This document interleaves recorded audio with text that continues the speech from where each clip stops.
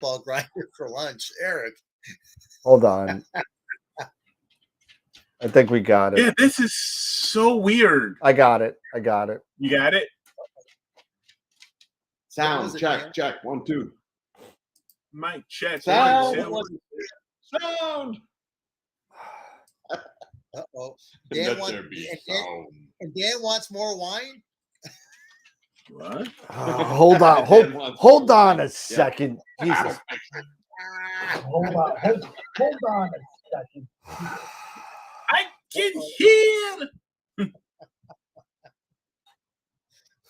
I mean, that's a recipe for disaster right here. Okay, you know what the problem was? I know what the problem was. What was it? What was the problem? I cleared my cookies and my cache like 3 days ago for the past week, and it just cleared all the mic settings. There you go. So there you go. So my apologies, everybody. And somebody's saying we have an echo. Sorry. Is that a case? So sorry. We have an echo. Bueller? No. Do it, Dan. Do it. Yeah. No, I didn't toss my cookies. Thank you so much. Anyway, we are back on track after 11 minutes of a total disaster. So, and it wouldn't be AstroWorld. There wasn't a beginning disaster. It wouldn't be a show. So I am feeling fine, Bob. Thank you so much for asking, and Jen is doing fine as well. Thank you. That's right. That's what you get for trying to fix your computer. You know what? You know what the funny thing was? I was doing some work on the website, and every time I made a change on a website, it wouldn't show up because I guess it was saved in the cache, and it looked like it was never a change. So I cleared out the cache. This change showed, and it must have cleared all my melon settings. So again, apologies to everybody. So we are back to welcome everybody, and I do apologize about it. I was able to vote. There you go. AZ4 runner was able to vote. So some things are being fixed as we speak. So nice. Okay. So we have a winner tonight for the IOTW? No, that's not till Friday. Okay. That's not till Friday. Yeah, so the voting opened yesterday at 12:01. We've been having some issues on the website, so they're getting fixed as we speak. So I apologize for all those. For everybody who was on the Discord channel, I apologize for all the people that were on. I actually blew a blast on the Discord channel, said vote now, and then everybody tried voting and they couldn't vote. Yeah, so that was a little bit another disaster. So I'm trying to find a good plugin for an image contest. If anybody knows of any decent WordPress plugins for image contests, send me a link. I can help you. I can help you with that, Dan. I didn't realize that you were having an issue. Oh, I didn't talk offline. Yeah, I mean, build primarily in WordPress. So. Oh, then take a look at the stuff that I have 4 different programs. 4 different plugins that I bought. I finally like one, and I can't figure out the colors. I can't. I spent 4 hours doing it. It was driving me nuts. So if you want to take a look at it, I think you even have the credentials. You can go in there and look. But probably have to resend that to me. But yeah, we'll figure it out. So the audio is fluctuating. Maybe this is why. I think I just fixed that too. So, hey Norm, hey Newman. All right. But I will say this. There are some really great images up in the competition this week. Oh, yeah. We've got a lot of images, that at least a lot more than I have seen in the past. Well, I got to throw some thanks to the people on the Discord channel, because they have been blowing up the Discord channel saying, vote, send in your pictures, stop slacking off, all this kind of stuff. So there's been a lot of I guess what do you call it when you kind of chirping at people, you know? So so they're chirping at people, and if you know hockey, you know what chirping is. But you know, that's the whole thing, you know. Get the images in, because I think I was right. I think we broke a record. I think we got 7, and there were some. Yeah, we got 7. There are some really cool pictures in there, so I'm super excited. I love the Scott. I love the strobe effect. They're saying that must be your fan. your ceiling Yes, fan. it's It a is the fan. Yes, But, it is the fan. all right, so Yeah. let's do our sponsor shout out real quick so we can get to business. Let's see. Here we go. And thank you to our main sequence level sponsors at Woodland Hills and Night Skies Network. And if there's anybody out there that wants to become a sponsor for us, all of the sponsor giveaways and cash or whatever go right back to the membership, and I got something to show today, and gifts and swag and all that kind of stuff. So please, if you want to be a sponsor, give us a contact at my name, Dan at AstroWorldWeb.com, and we could set something up. I have different packages for everybody. And thank you to our Red Giant level sponsors, Prima Luce Lab and Camera Concepts. Get ready. If you haven't signed up for all of the giveaways, make sure you sign up for them all, because you know what? I think we have 57 for the Eagle. We have an Eagle 4 Pro custom for this giveaway. So a lot more information to come, but we're going to give it away. I think it's July 8th. Don't quote me on that date, but I'm pretty sure it's July 8th. Check it out. And once a month, we're giving away a $50 gift certificate to Camera Concepts and Woodland Hills. And Joe from Night Skies Network is going to come on and start showing us his stuff in May. And then tonight, we have a giveaway for IP for AP. And we're doing a yearly subscription, a 1 year subscription to IP for AP. And if you don't know what IP4AP.com is, go check it out, because there's a lot of tutorials for not only PixInsight, which is a forerunner that most of us do our post-processing, and some of us are pre-processing on, but it also gives you tutorials on Photoshop. And for those of us that use Photoshop to kind of finish up and tweak things at the end, it's kind of really cool. So definitely check that out. And also thank you to our member sponsors. Our first Black Hole member, John G. Thank you, John. A Black Hole member is anybody that sponsors us for over $20 a month. So thank you to our first Black Hole member, John G. And our Red Giant members, anybody over $10 a month. And I have a announcement when I'm done, and you can see my face. But thank you to our Red Giant members, and thank you to our main sequence members.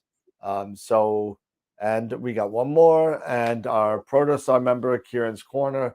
And if you want to become a member sponsor, go to our Patreon membership.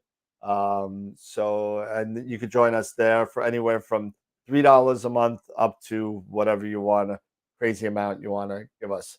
So our upcoming guest list, this Friday, we got Dr. Gaston Badeau. I might have blew that up a little bit, but he's from Innovations Foresight. He's going to be talking to us on, he may be on a while. I did a dry run with him this week, and he's talking about a whole bunch of stuff, plus on-axis guiding. So that's going to be a really, really cool presentation. Maybe technical for the ones, but if you're interested in learning about on-axis guiding, come check us out this Friday. On May 4th, we got Richard Wright from Starstone Software. And May 13th, Eric Coles from the Astro Imaging Channel. May 20th, Maxi, who's an astrophotographer from Argentina. And then we have on that Saturday, I forget the date offhand, it's on the last file, 25th, it's going to be a recorded show. Chris Woodhouse from the UK, who's going to be doing a go-over of his new book, Capturing the Universe. And always, if you want to join us on our other social media platforms, join the Discord channel. It's just growing. We have almost 55 members. Go check it out. YouTube, Twitch, Twitter, Instagram, Facebook. And there you go. Yeah, and that's another shout, real quick shout out to one of our new Protostar members, Greg Meyer. Yep, just popped up while I was talking. Yeah, just popped up while you were talking. So thank you very much. And Gideon has been a member for 2 months as a main sequence star. Yep. member. So I really appreciate everybody's support. So don't forget to continue, share the channel, share the website, Discord, everything, all that stuff. Remember, sharing is caring, caring is sharing, and we would really appreciate all the support, that you guys are giving us in the channel. Because remember, everything that we're doing goes right back to you guys. And don't forget also about, the store. If you're interested in any AstroWorld TV merchandise, don't forget, Merch. yes, the merch. 5% of those proceeds go, I believe, is it quarterly, Dan, or something like that? Quarterly. Yeah, Yep. quarterly will go to a random astronomy club anywhere in the world, globally. And I'm thinking So about raising that because 5% is very menial right now, and I know our astrophotography groups need money, and I think that 5% is a little low. I'm thinking about raising it to 10 and doubling it, just because outreach is what we do, whether it's in this venue or it's in person venue. Astronomy as an organization will not survive without sharing it with other people. And I think that the people that do this every day and deal with it every day, we do it a lot on this venue.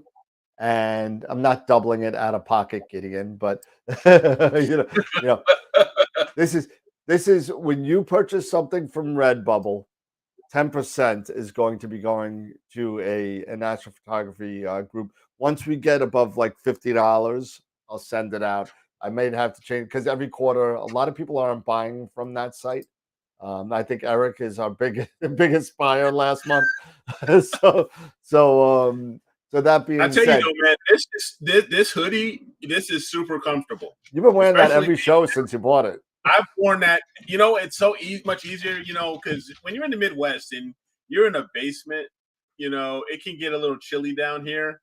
Yep. So having this and, everybody else, I know you guys are wearing, the polos, and I've been used to wearing the polos, but sometimes it gets cold down here in my basement, even though it's insulated. So this is still me just showing the love, for my crew and staying comfortable while I'm doing it, and I look good in it. So hey, I ain't gonna front. Yeah, so you can get stickers. I got stickers, door magnets, iPhone cases, but I got I finally got. They came in. They came in. So for those of you that are main sequence sponsors, your shirts arrived. So they're coming. Okay, they finally That's came. nice. And these are the t-shirts for the main sequence sponsors. It's all embroidered. It's nice. It says main sequence sponsor on the bottom, with the logo on the top. So that is going to be on its way. If I have your address, Pete, you got to give me LaDonna's address, or if you want me to I'll just send it to you, because she's due one as well. So so there you go. So make sure that you have signed in and given me your info for the AstroWorld merch that I sent the link out to everybody that's a sponsor. I sent everybody the link on how to kind of give me your information. But all so the main sequence came in. The Red Giants polos should be right after that. So these just came in. So they're Those are all good here. looking too.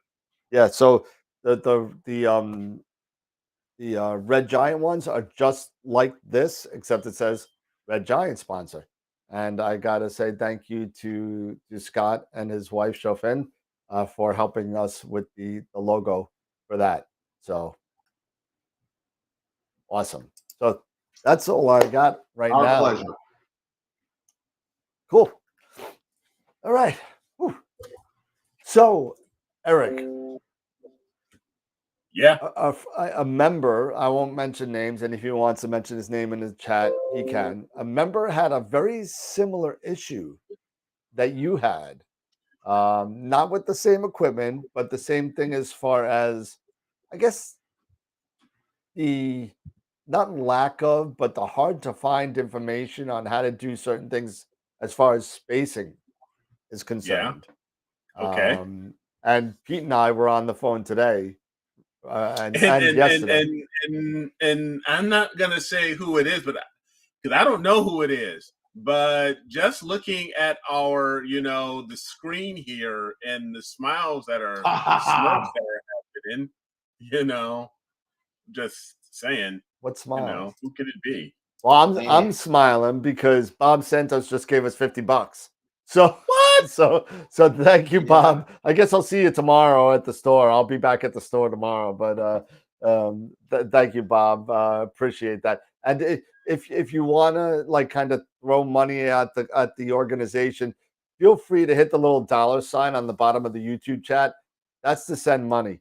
So if you want to spend $1, $2, $50, it doesn't matter. Everything goes back. That's going to get us more shirts and more. And you know what? I'm going to throw this out to the membership because I'm curious. I have these shirts, but I don't want to send you just a shirt in a bag. I really don't. I don't want to send. I don't want to send this in an Amazon bag. You know what I mean? I want to send you some more stuff, either postcards or thank you notes or something. What would you like to see in the package of being a sponsor? That's what I'm curious about. So let me know. Let us know in the chat, and we'll try and make it happen. Do not say a ASI 2600. It's not going to happen. But what would you like to see in there? Wrap them in. Yeah, Mouse pad. Bob's already saying wrap them in an OTA. You know what? I'll take the corrector out and I'll throw the shirt in the OTA. How about that?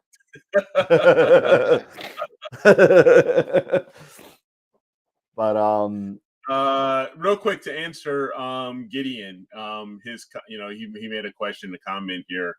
Time constraint in a way, I guess you could say that because here in the Midwest, at least recently, the weather has sucked. I guess we're talking about the video. No, just with the back focus issue that I had, and getting out there was and I'm tenacious. I would just keep working on something till I have a high tolerance, I guess, for frustration with stuff. So I'll keep working at it until I figure it out. And but also here in the Midwest, the weather has just been so crappy that being out there, I haven't had much time, or you don't get many opportunities, at least recently. Tom Bramwell is online. He said an adapter from the closet. Yeah, something from Dan's closet. Yeah. Well, and somebody also said a CD of the band, and I can make that happen. So, you know what? I'll even sign it for you. So you got it, Gideon. I'll send that out to you.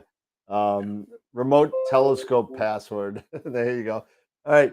But on serious note, it's certain things we can make happen. Let us know in the chat what you guys would like to see and girls would like to see in the package, because I think the package would be a lot nicer if there was something else in there. I just don't want to look. I don't want to look cheap. That's all. Right.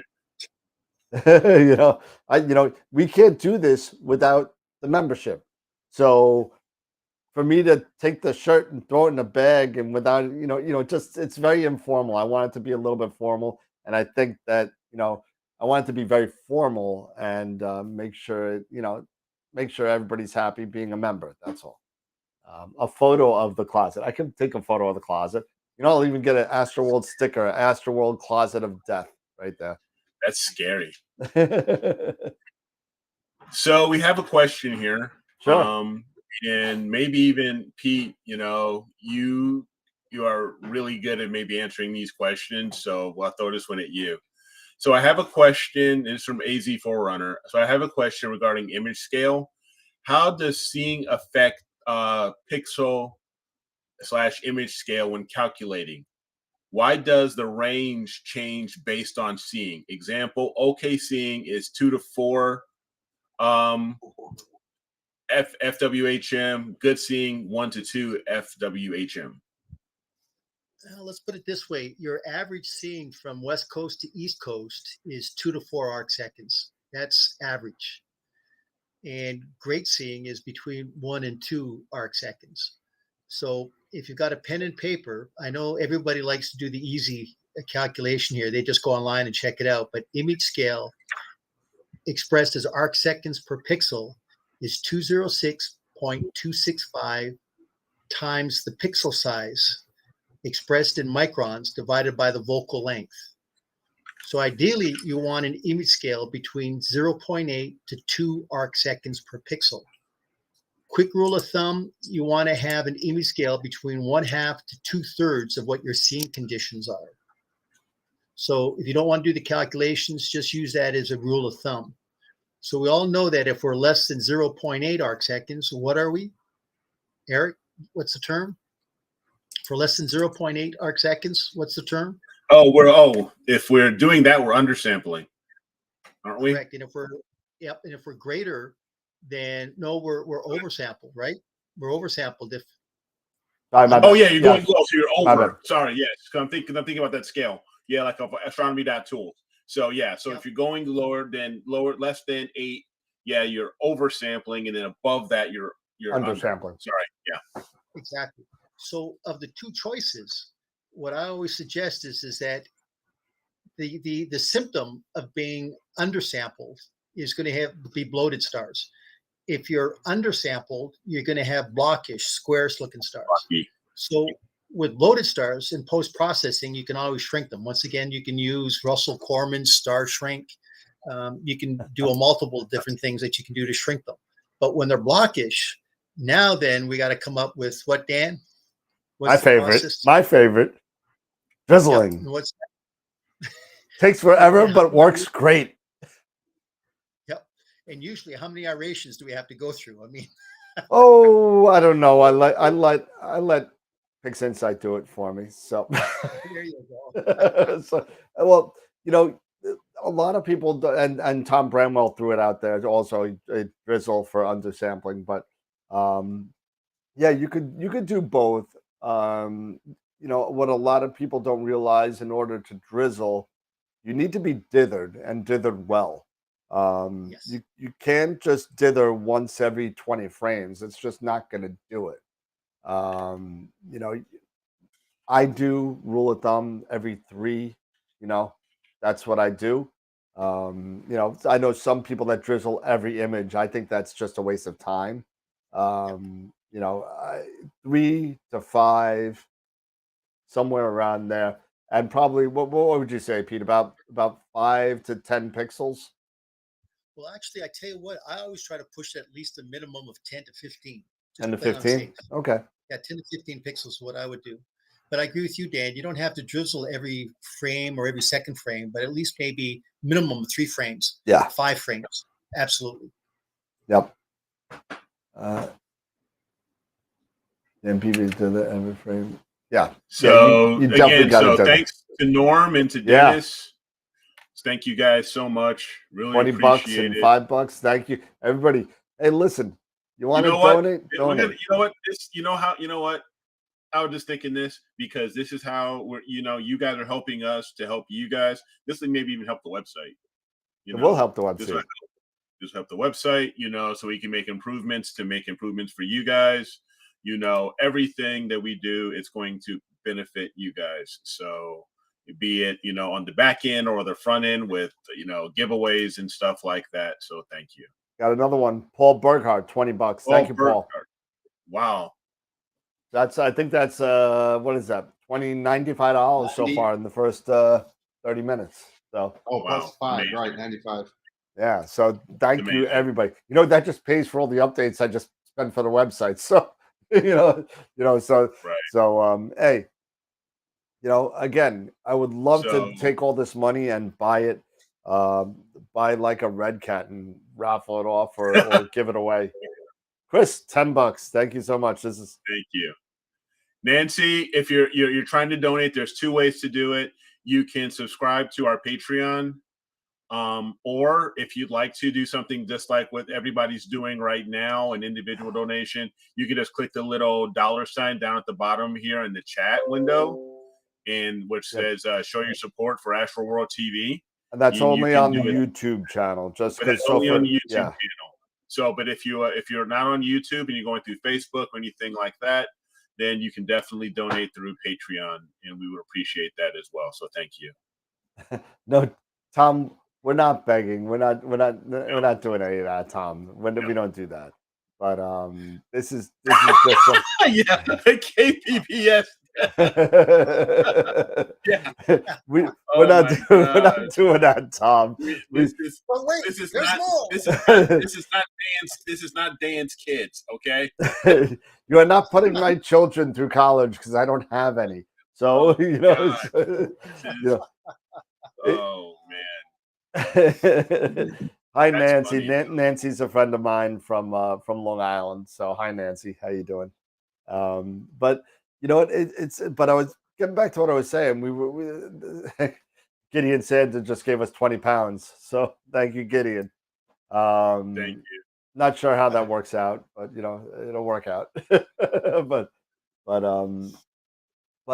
hey, so let's talk a little bit about that. So you had an issue with the information on William Optics website regarding the backspacing for the FLT91.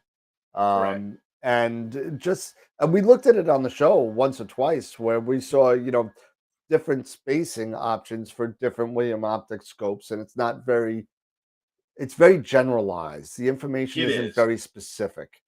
And It is. especially when it comes back down to, and this is where the same problem that another member had, about the actual unit itself, meaning the flattener, the reducer, the spacer, whatever it is.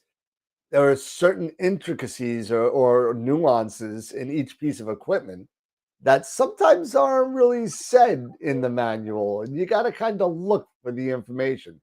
Now, I'm gonna share a picture right now, and before I put this picture up, if anybody says the millimeters are off because of the plastic bag, just leave it alone. So here we go. Okay, see that? Now you can see it. Yeah, I can see it now. We can see it. Okay, so this is the Takahashi CA35 2-inch spacer tube, and I see Pete laughing in the background. So second picture, same adapter. Okay, what does that say there? CA35 50.8, right? What does that say? In 61. Yeah, there's some. Are we sure that so again, this is one of the things they don't tell you right away on any of the regular retailer websites. So if I would buy it from Camera Concepts, even, you wouldn't find this information on the Camera Concepts website. And thank God I had a resource. I'm sorry, Pete. I gotta say thank you to Pete, because I'm looking all over for this. I'm trying to give this guy an answer, and I don't have one, because it says on the barrel 50.8, right? He's measuring right in front of me 61.5. Right. So I'm like, what the hell? What's the problem? I don't know. Yes, it's 0.7 millimeters. Okay, it's not the end of the world here, but just the whole thing. It's a Takahashi. It's a $200 item. This can't be off by 0.7 millimeters. Just can't. Right. It makes no sense. Why would it be? It can't be like that. So it turns out it isn't. And I'm going to get the website up. Probably because you need to be measuring from the front element. Nope.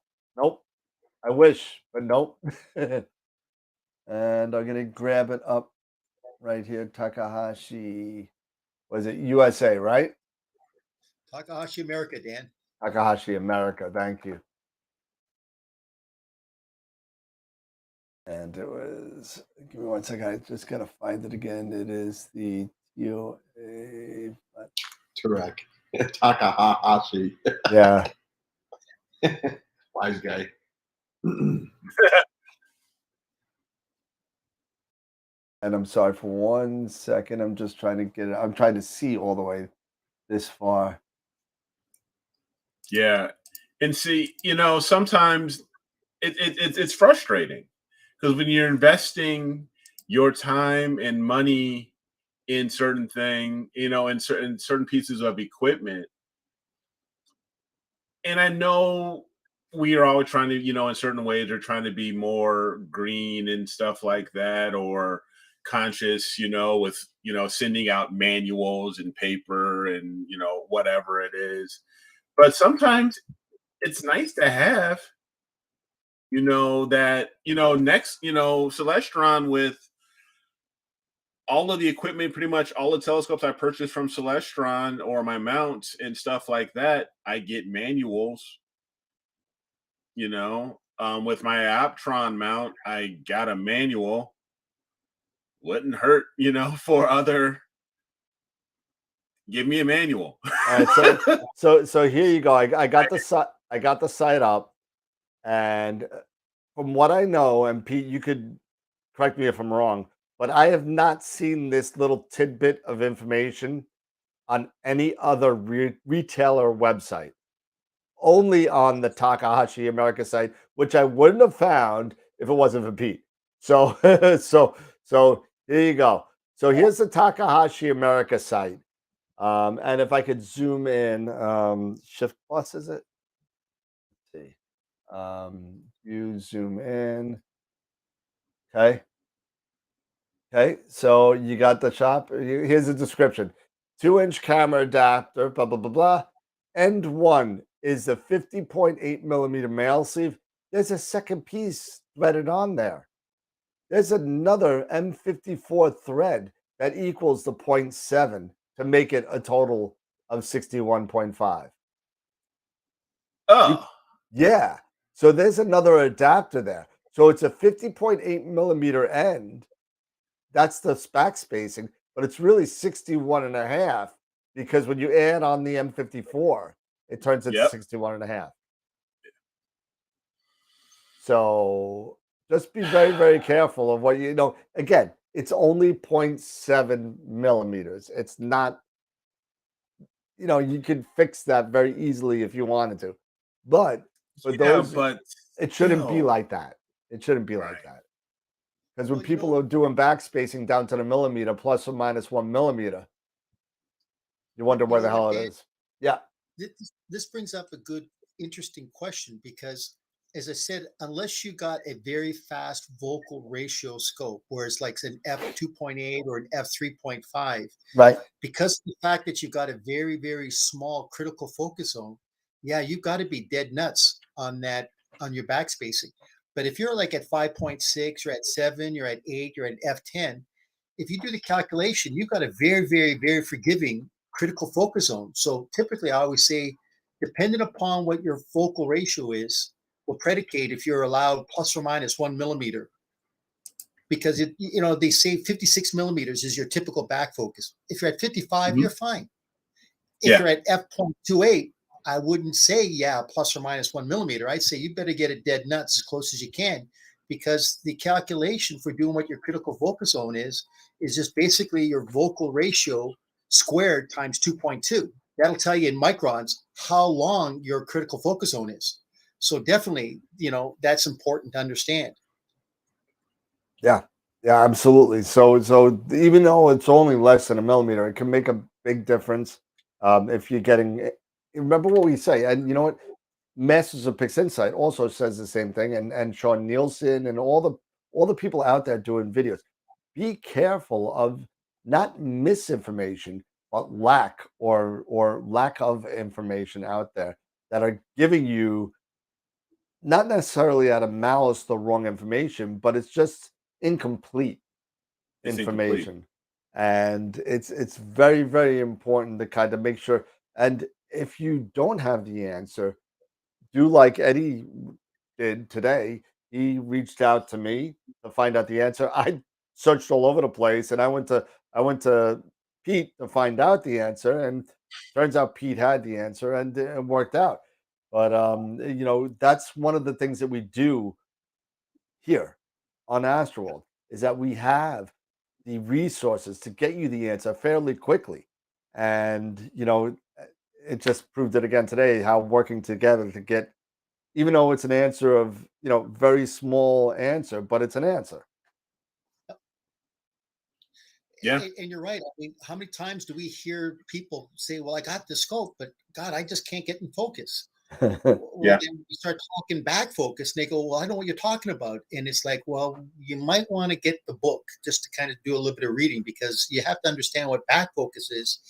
And I think like Dan, Eric, Tom, Bramwell, we all know that we use certain terminology in our hobby that if people aren't familiar with those buzzwords, it just kind of gets lost in translation, because it's like, I have to say, believe me, get the deep sky imaging primer, and believe me, that'll be the best investment you get for that cost. To understand that after reading it, you'll understand these certain words that we're going to be throwing out and discussing.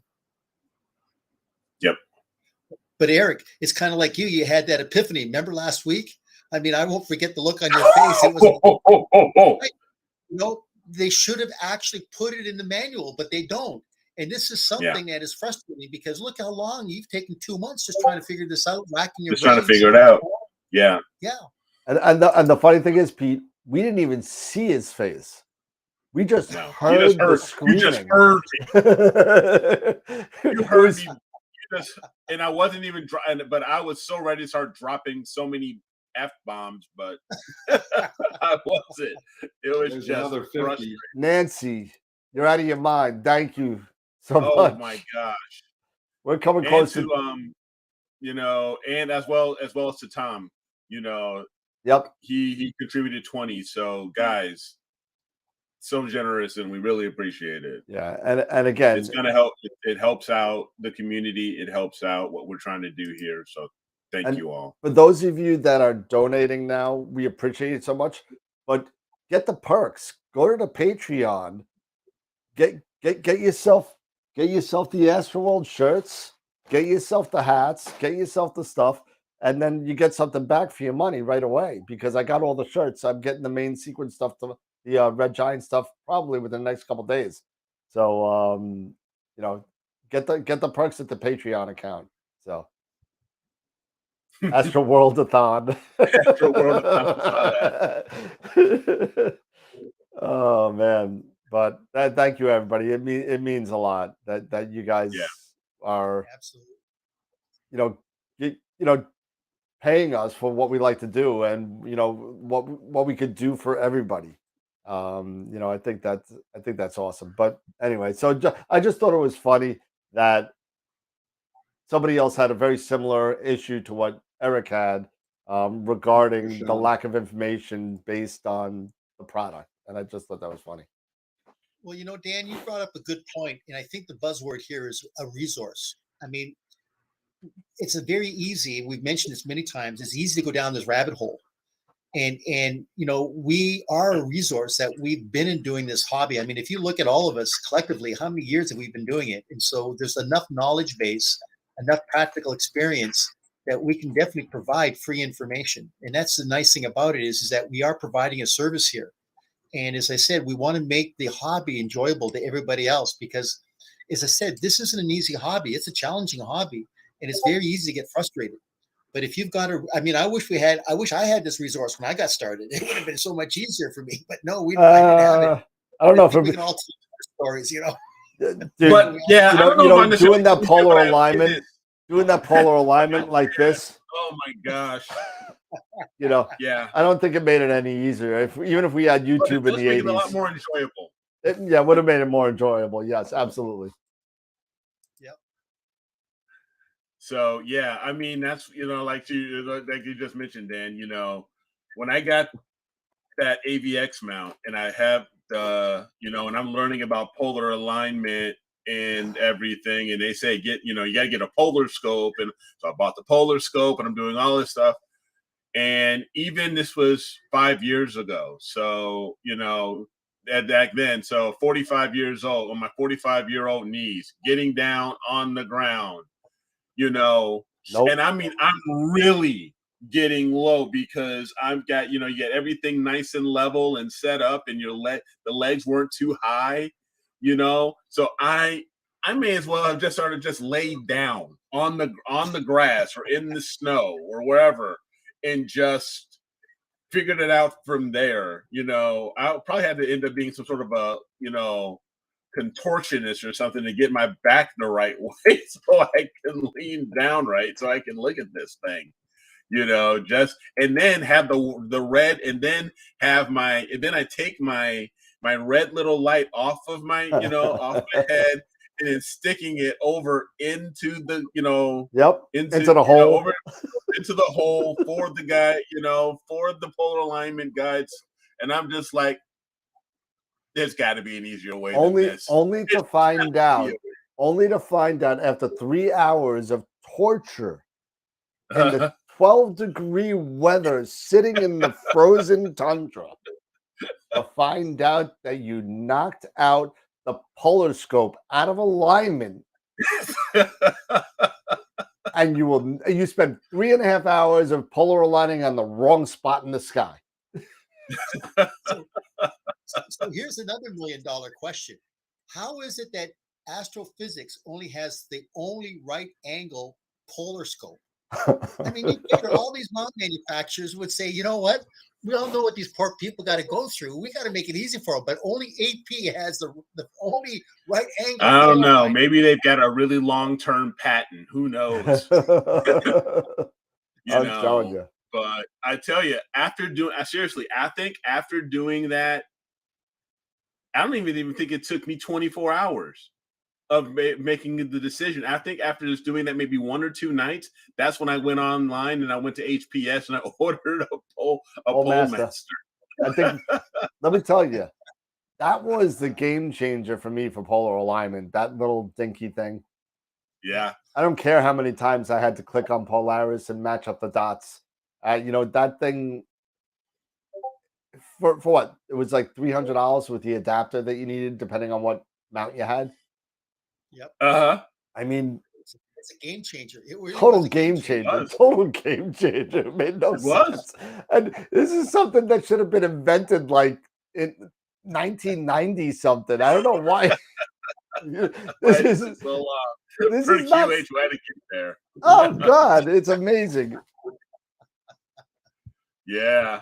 And then, you know what? And now, and you look at it now. I mean, you've got so many solutions that have competed against the pole master that do just as great a job.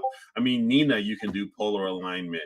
SharpCap, you can do polar alignment. Those two are free, and those two are free. My ZW on my ASIR, polar alignment. Whatever. Routine. I mean, heck, even Celestron, eventually they came out with the All-Star polar alignment feature, just with with their mount and everything. So yeah, it only gets easier, guys. Sometimes there's certain things get difficult, but there are certain things that do get easier. So that was just one. 300. Subscription, Eric. Yeah, it's like $15 a year. You know what? That's okay though. And I think it's well worth it. Yeah. $15 a year. That is nothing. It does so much more than just polar. It does. It does. Robin Glover did an awesome job with that program. And you know what? The sad thing is there are so many other astronomy acquisition softwares out there now. Yeah. That there's too many people buying SharpCap, including myself, just to polar align. And don't use it for anything else. I literally don't use it for anything else. But and to your point though, but you know what? Again, check out my video on Astro with Eric to do the sharp histogram. I mean the smart histogram. You do a sensor analysis and do a smart histogram to help guide you in a way to answer that question of how long do I need to image? How long does each exposure need to be?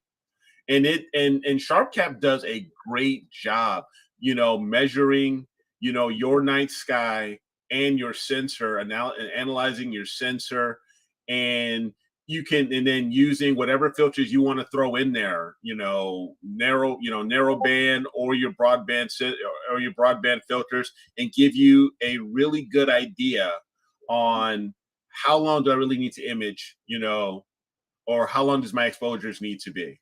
And it's not that it's not the end all be all, but it is a great way to give you some really good information and give you a guide on your best exposure times, so you don't have to spend an incredible amount of time on one target if you want to try to handle multiple targets in one night. But even if you do, just something like that, just to have this guide and this reference to answer these types of questions, I think is really cool. And they've even got this collimation aid in there now. Yep. So there's other additional things that SharpCap has added on too. So quite a bit of stuff. And he'll continue to make changes and do updates, and they just come out a little bit slower than normal because he's a one-person job. That's all. He does everything himself. And so but it gets better, and it's a really, really good. You know what I also use SharpCap for? Is the live stacking. And Yep. I love it because whenever I acquire images from, whether it's the ASIR or ASIR does it now itself, so I don't have to worry about that. Yeah, it does. But if I acquire anything from whether SGP or Nina, I could point SharpCap to the folder that it is downloading to, and it will stack any picture that goes into that folder on the fly. Yeah.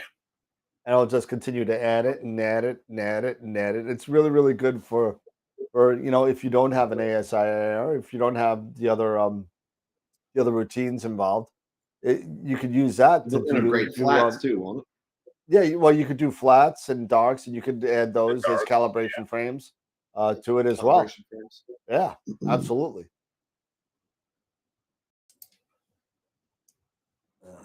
Yeah, I agree with David. Nice. Right now, the clouds are the biggest pain. No, so, for me, no question about that. For me, it's the wind. I mean, I got clear skies. I am totally clear right now. I am darkest blue that I've seen in a long time. And I got 22-mile-an-hour winds. What am I going to do with that? Yeah. And that's what, what's so frustrating, because like I mentioned earlier this month, that right now we are having our second new moon of the month, the black moon. Yep. And to miss out on the opportunity, because this doesn't happen that often, to be able to image, to have, this new moon opportunity twice in 1 month. You miss out on it because of either clouds or wind. It stinks. Oh. Question: has anybody seen the planets in the mornings? I No. get up at 5 to take my Malamute out for a walk. But I tell you what, it's amazing to see Jupiter, Venus, Mars, and Saturn. And Mercury now is going to be coming in. I mean, I know it's a little early for you, Dan, but it's impressive to see. Yeah, Jupiter's been really, really bright. Yeah, today was the first day I was able to see Jupiter because it was kind of coming up over the tree line. And I thought, oh man, this is the first guys. I've seen Venus over the last couple of months, but I mean, it's just amazing to see the linear line of these planets. Yeah, it's high for me down here. Jupiter is. So I'm quoting I'm quoting Shakespeare in the chat. Sorry. So.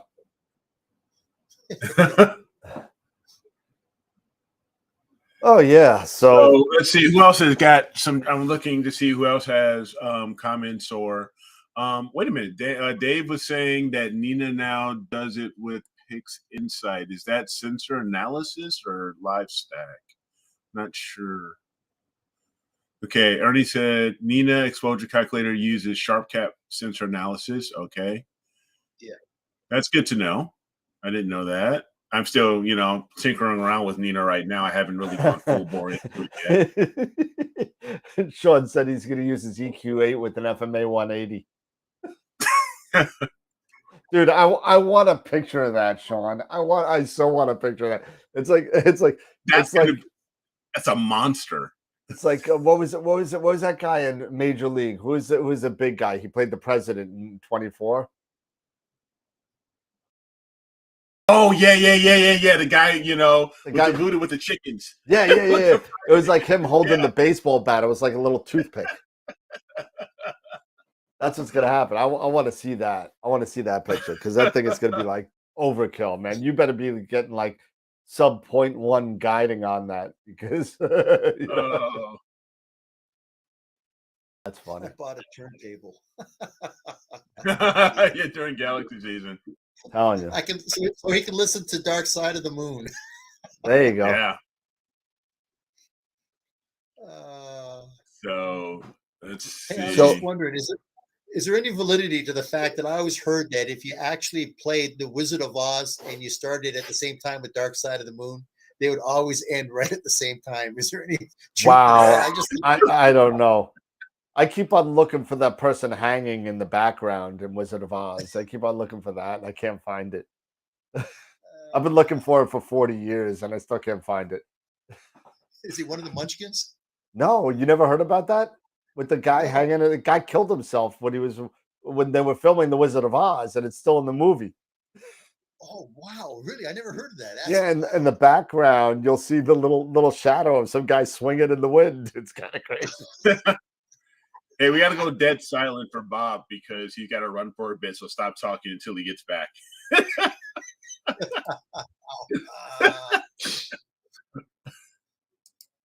No guarantees on that one, Bob. You know, the woman that played the Wicked Witch in The Wizard of Oz, she got burned horribly in that first scene. She did. Yeah. That was, it was bad. Yep. Coming through that trap door with those flames. Not as bad as Vic in the Twilight Zone movie. Ooh, Vic Morrow. Oh, yeah.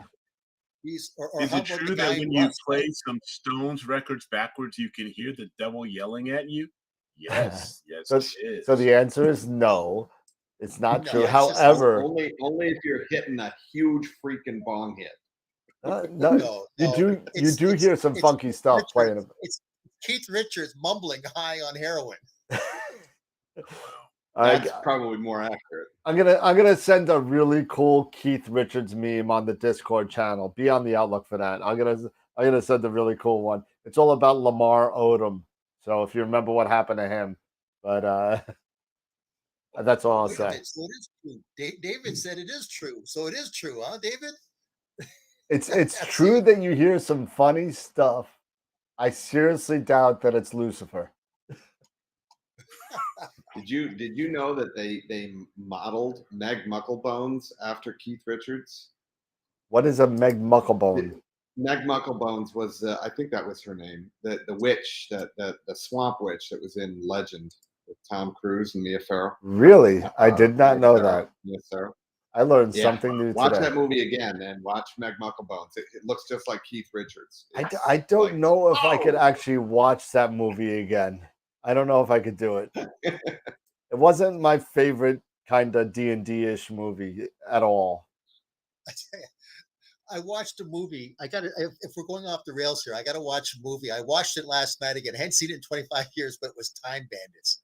Have you guys ever seen that movie? Oh, Sean Connery, man. What a concept. 7 dwarves work for God. God doesn't pay them enough money, so they go, screw God. We're going to take the portals and we're going to take all the riches for time. What a great movie, man. And then the devil wants to get in on the action. I'm going, man, I laughed my ass off in that movie. It was so funny. Yeah, that's a great movie. It really was. I love that movie. And then what happens at the end? The parents get blown up by a rock. Yeah. Oh, so that's what concentrated evil looks like. Yep. Oh, yeah. And it's in a toaster oven. And then, yeah. The typical UK English Total gentleman coming down as God, right? In the 3-piece suit going, clean up that mess there. Go ahead, get that taken care of. Go look at this mess. Look what you guys have done all around here. What a great movie. Oh man, so we have an off the rails question. Yeah. What's the worst movie you have ever seen? Oh, I've geez. got recently, I would say probably A Wrinkle in Time.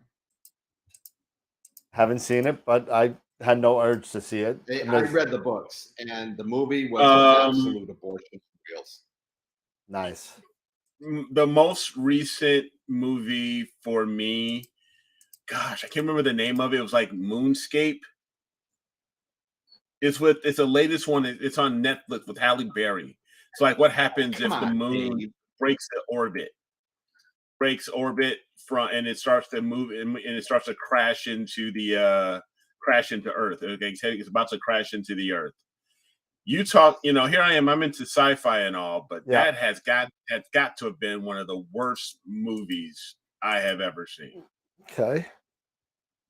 Well, you know what? Yeah, Moonfall. Rise of Skywalker. I'll go with that.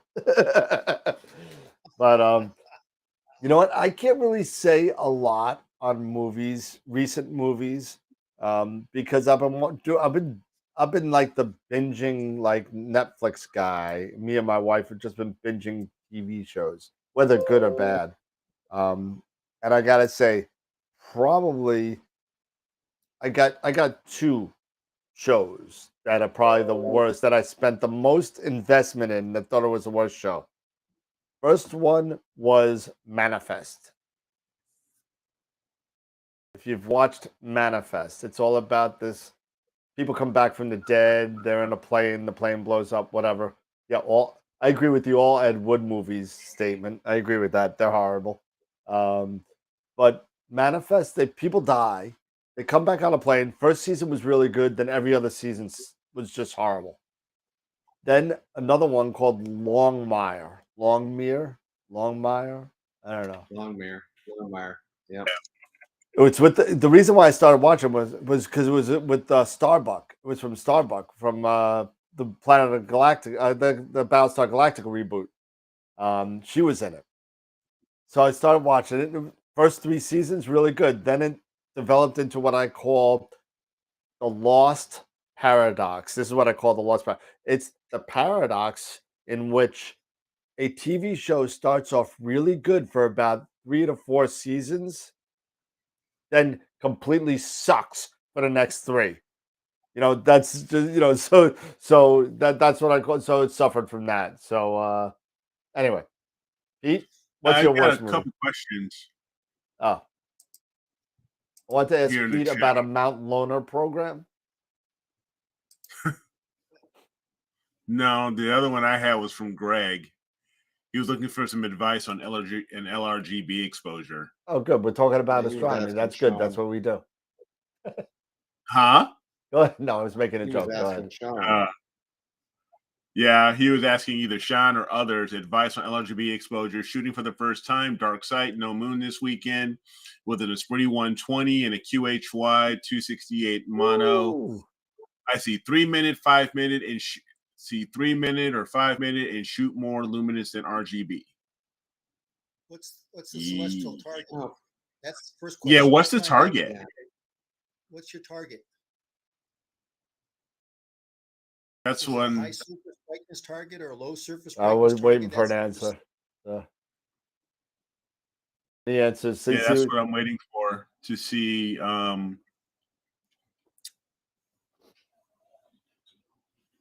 Well, the RGB is color. What the target was.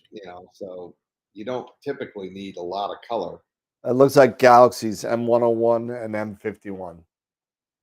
Okay, so Galaxy M101 and M50. Yeah. And he's shooting that with a what? A 120. 120 and a 268. You don't need a whole hell of a lot of color for that. No, but that's a 14-bit ADC camera, right? The 268. The 268. I think it's 16 because it's like the 2600, isn't it? It better be 16 or I'm sending mine back. 16-bit camera. Okay, so he's got a full well. He's got a pretty full well capacity. you're probably looking at what, 56,000 plus.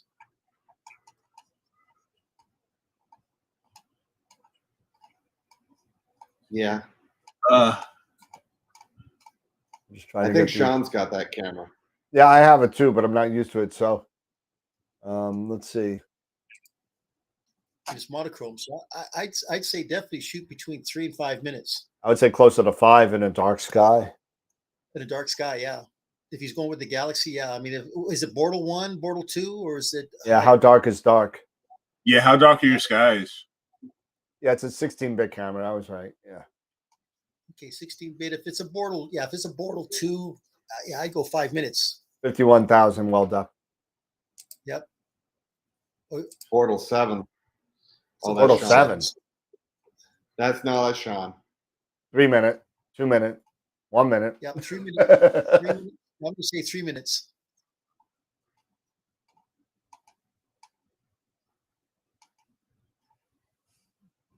Yeah. Yeah. Yeah, Bortle 1, 2-ish. Yeah, okay. A 1, 2. Yeah. I would go, Yeah, Bortle 1, 2. Go 5 minutes. Yeah, 5 minutes easy. Yeah, so definitely. Yep. I would go. Keegan wants in. Yeah. Yeah, I would go 5 minutes for luminance for sure. Yeah. Give me a second. You got that right, Dan? Yeah, I'm gonna send them information in a second. All right. Let me get the number. He for was him. having some pretty significant tilt issues. Did you guys? Oh my God! I follow saw that thread. Yeah. I saw some of that. Yeah, with his red cat. Yeah, with his red cat. Holy That's one thing I cow. wanted to have a chat about as well was, dealing with tilt and everything. And Yeah. It's like he was taking a freaking door wedge and jamming a door wedge in between the camera body. It's like, Yeah. what the hell is wrong with that tilt? Good God. yeah, Chris makes another good point here too. Yeah, zero gain and get all the dynamic range you can. Even with that, would you go with zero gain? Would you necessarily go longer? Not with the 268. I'd probably go 56 and 25. Readout 0. That's where I would probably go. I don't know if I would, because from 25 gain. I'm sorry, 56 gain, 25 offset. You're gonna be fine. Yeah, 50. I Yeah, mean, gain is basically the same as ISO. you yeah. know? Sean Yes. just agreed. 56 and 30. Yeah, so. Can you guys explain a little bit about more on the offset for those who may not understand that? I know I definitely, with me using the ASI Air, I don't need to think about offset. So I really haven't spent time researching or learning that. But can you guys who have more understanding on offset, can you explain that maybe to the audience who may not know? Well, I'm still getting used to it, so I'm the wrong person to ask for this. Okay. Listen, I'm a CCD guy. Well, I just got my first Right. real camera. Yeah, you don't have to deal with offset with the CCD, correct? Or gain. Or gain, right? Don't It's worry all about it. pretty much set by the manufacturer, and that's it. Yeah. You don't have to change anything. So what I did was I just literally I said, what's the good gain where you get the drop maximum dynamic range and minimum noise? Look at the chart, and that's where it lines up. So 56 and 30, 56 and 25 for the 268 is pretty much where that graph drops off and raises. That's where the noise starts to raise and the dynamic range starts to drop. So that's where you kind of want to be for that. Offset keeps you from having 0 pixel values. Thank you, Chris. Appreciate that. And Pasha's dad actually has a link that's coming, I think, regarding offset. So, and that's what's great about the show. People are just throwing information out there because I don't have all the answers for this. And once you set the offset, just leave it. Forget about it. Well, I Got guess it. the question was what actually was the offset? What it actually is the offset? Because But yeah, I'm a CCD guy, so I'm just reading on cloudy nights and stuff, just like everybody else.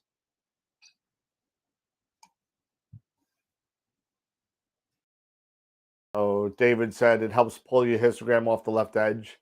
So basically, it's okay. so you don't clip as much. And basically, I guess what Pete says, once you have that set, you really don't have to worry about it. Just have that spacing off the left.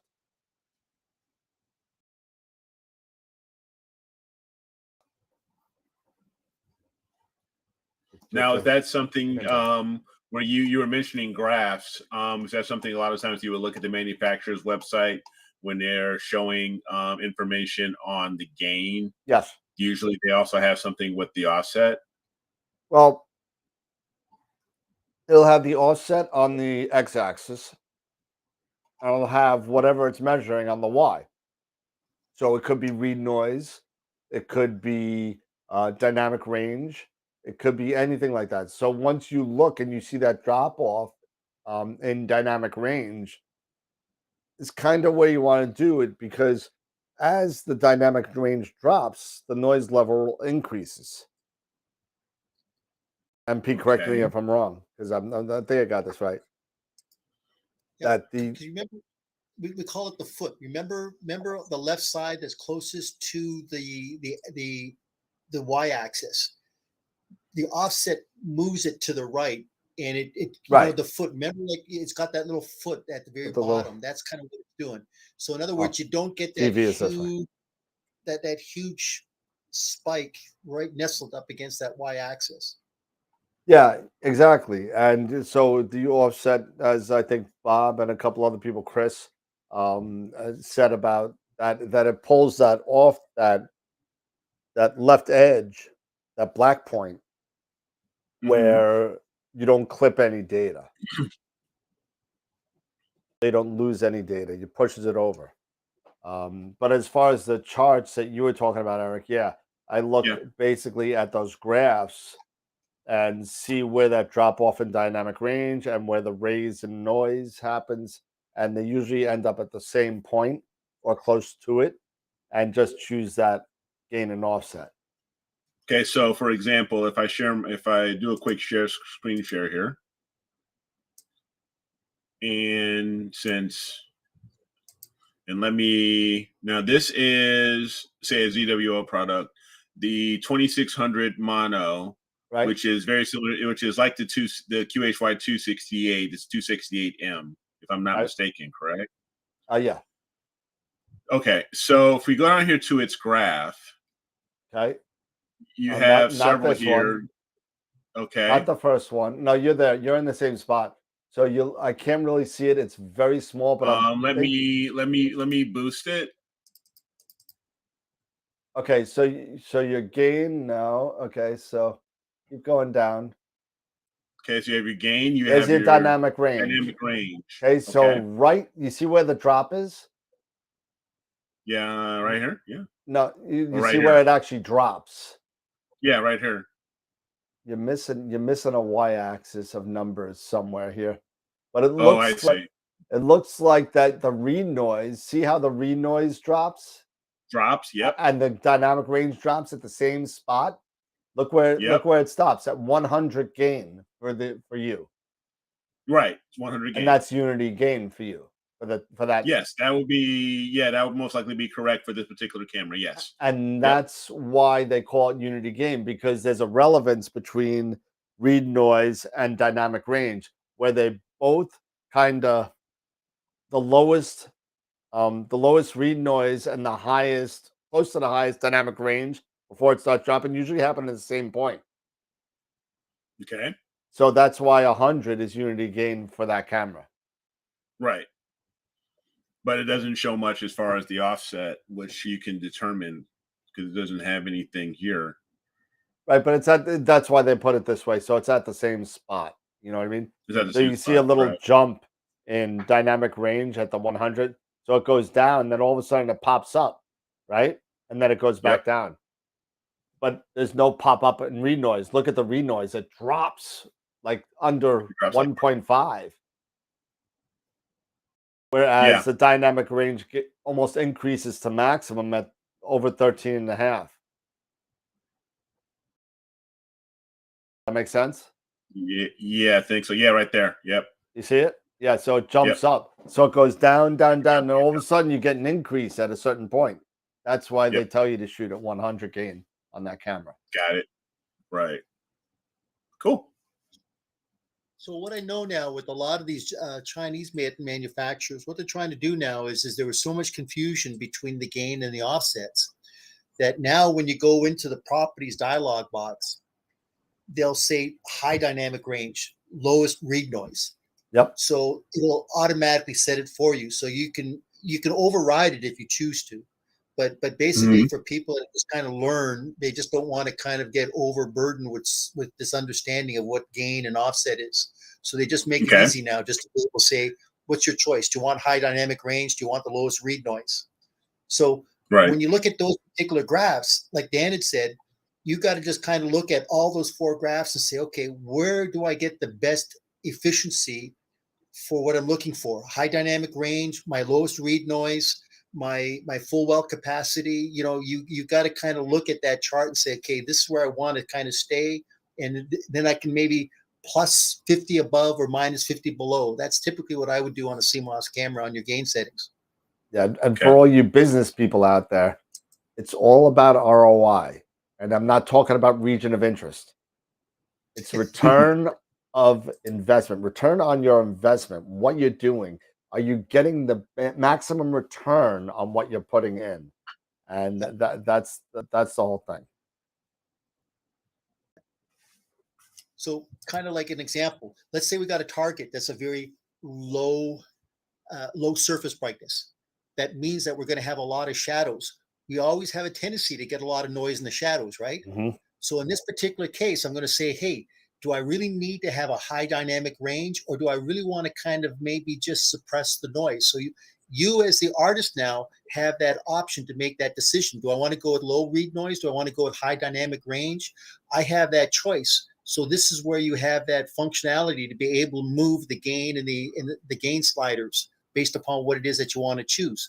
Case in point, if you got a high surface brightness target like M31, right? We know that you're going to get a lot of incoming photons, and you can really oversaturate pretty quick. So you figure, you know what? I've got to probably maybe think about what it is that I want to do. So I might just say, maybe I'm just going to kind of think about maybe suppressing it just a little bit so I don't oversaturate those full wells. So typically, maybe I might image, as you said, like with M42 and M31, you might do a high dynamic range. You might just take 3 images, right? You'll take 3 images and then you'll stack those completed images on each other. So you got that whole dynamic range. Yeah. And Chris makes a good point that the read noise on these cameras are less than 2 electrons in most cases. And he's worrying more about, blowing up as well and oversaturating the star colors in his images, and that could very well happen because a lot of people are, I guess, tricked into the fact or a false sense of security with the read noise now, that we take longer and longer exposures because we can. But if you're doing something that requires the star color, you could very well wash that out by taking the longer exposures.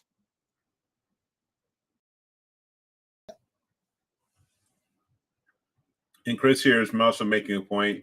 Use higher gain for narrowband because there's no true star color there anyway. Absolutely. Which is a good point. Absolutely. And then then because grab. Go ahead, Pete. As we know that with narrowband, right, those are interference filters.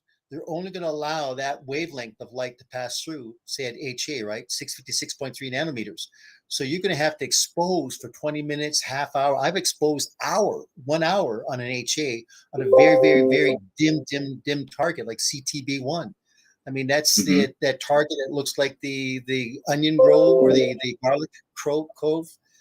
It's a very, very dim target. So you have to get as much HA in O3 as you possibly can. That's why in other times where I see a lot of people using high gain, that explains a lot when doing narrowband.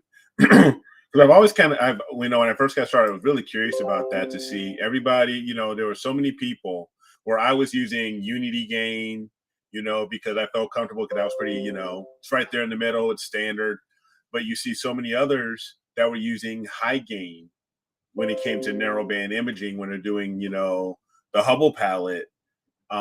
You were I was always kind of curious, why are they, really doing that? But to your point and to Chris's point, you're not really doing any true color imaging, and you have that interference, that from these are interference filters. So you're only getting in so much light, or so much light out of the spectrum. So yeah, boost the gain, to get that, to get that data. So yeah, okay.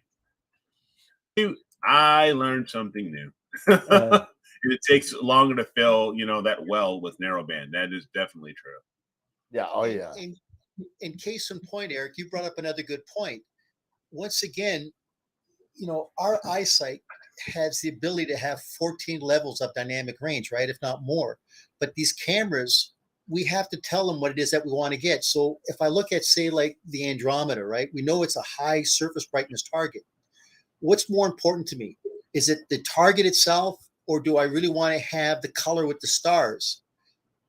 I might saturate 60% of the stars, but if I've got maybe a couple of blue and a red stars that just kind of add a little bit of color to the stars, I don't care about the other 60%. I'm really focusing on the celestial target because that's really what my choice is. So you got to kind of think about what's important to you as you're developing this palette. So sometimes, even like on planetary nebulas, I don't give a damn about if I oversaturate the stars in the background. I'm not concerned about that. I'm more concerned about the planetary nebula. So that's what it's all about for me, is making that choice. Yeah, for sure. I gotta say, welcome to Tegan. Yeah, there's Tegan. Tegan showed up. What's going on, man? Not much. Put the kids down for bed. He's a little low. Yeah, I'm getting it. He's a little low. I'm getting it. There we go. Better? I'm boosting. Yeah, it's getting better. Better? It may be my connection too. No, it's not your connection. I think it's where your mic is, but I can boost you from here. Give me a second. Go ahead. Better? Anything? Nothing? There we go. That's better. I'm boosting you from here. So, Okay. all right. Sorry. We're good. No problem. No, you're good. Cool. What's up, man? Long time no see, brother. No, I know it's good. It's been busy, working. I'm on Wednesday nights. My oldest, he has football practice and I'm coaching, so that goes till like 6:30. And by the end of that, I'm like, I just want to go to bed. Nice. You got your first question, Tegan. He said, "Was that iced tea or whiskey?" This is my favorite iced tea. It's called Woodford Reserve. Nice. Oh, well, good to see you, man. Haven't seen you in a while, man. We talk a little bit on the Discord, or you've been having some crazy issues with either CCB inspector. It's not only the Red Cat either. It's with the Quattro too. Yeah, yeah, my Quattro's always been kind of messed up since the move back from Colorado. I've never been able to get it right. And that's over 3 different cameras, so it's definitely the Newtonian. No idea what about the Quattro. I think it might be spacing. I was at 55 millimeters, but I looked at William Optics and they recommend 59.7. So I added like 3.5 millimeters of spacers. Was going to test that, but who knows? It's always something. It always is. I'm not too picky about stars. Like typically I crop anyways. I crop a lot. And so if I see outside stars, I don't spend the time bothering, taking hours and hours and wasted nights collimating, especially with my Newtonian. So I just crop it out and get the good stars and just move on. Can't blame you. Can't blame you. Yeah.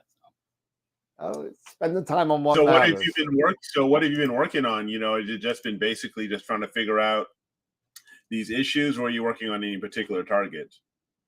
I can't really shoot galaxies now because Bortle 7. Like I've completely given up. Yeah. even trying. I don't blame you. So I was trying waiting until like 2 in the morning to start shooting like this Zeta region and the Butterfly Nebula, kind of around there because that's when that comes up around 25 degrees in the east. But other than that, I haven't been imaging at all. Yeah, me neither, brother. You know, I've been trying to play around with the Red Cat and the 183 and the Portal, 25.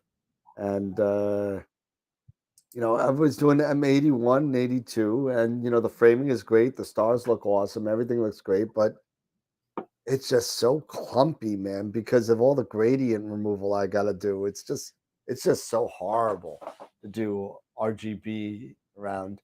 Now I'm just down to say, you know what? I'm going to use my Red Cat for star color, and that's it. Yeah. That's all I'm going to use it for. I watched this video the other day on YouTube regarding shooting in like Bortle 7, Bortle 8, Bortle 9, like optimal exposure times. And I'm looking at like 45 seconds. I was going to say like 12. RGB for my new. And I thought that was really low. I was like, I guess it makes sense.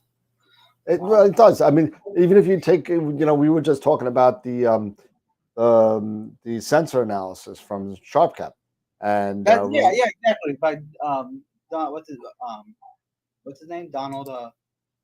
Robin Glover. Robin Glover. Robin Glover. Not Donald Glover. Robin Glover. No, wrong person. But yeah, we were talking about that, and actually, we did that on the show with me outside testing it from Long Island. And it gave me something like 12.5-second exposure times. Yeah. And I'm like, what am I going to get in 12.5 seconds? I should just like give up, and just do narrowband, which is what I ended up doing anyway. But that chart that I saw, it showed, you have 12.5 seconds for your recommended to it. But if you doubled that, it showed like the increase in signal to noise, and it was only like 3%. And then if you quadrupled it, it was like a 1.5% increase. Made no sense.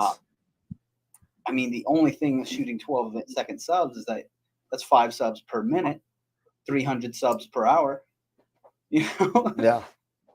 I mean, and that's what we got to do in these cruddy Long Island skies. I mean, it's just, anywhere over Bortle probably 7 is probably in the same boat. Yeah. Now, what you need to do is sell your house. Yeah, I'm working on it. I mean, geez. Yeah, we're all working on it. Listen. Yeah, we're all working on that one, man. We just got over COVID. Give me a break. I mean, geez. Yeah. Personally, just got over COVID. But yeah, right. But it's just hopefully eventually, the plan is to move to somewhere in the teens SQM as opposed to my 22.08 skies. It's hard. It's just dreadful. Me and Tarek. What's that? I'm sorry, 17.08. I mean, my bad. 17.08. No, 22.08 is like, Arizona skies, something. Yeah, it's like Fiji. Yeah. It's Bortle negative O. Yeah, the middle of the Pacific. As long as you're not on a boat. Oh, I've gotten that. Yeah, if you're doing that, don't try to image on a boat. It doesn't work. I've done it. I tried. I watched it. I kid I've you done not. it. I watched this guy literally set up a tripod on a boat. I did that. Yeah. I've done it. I tried. You put the tripod on a boat. I did the whole thing. I put a little dinky mount on. I did the whole thing.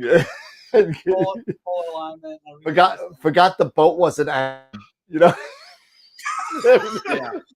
Classic. It's a picture I'm not even willing to show. And I've shown up.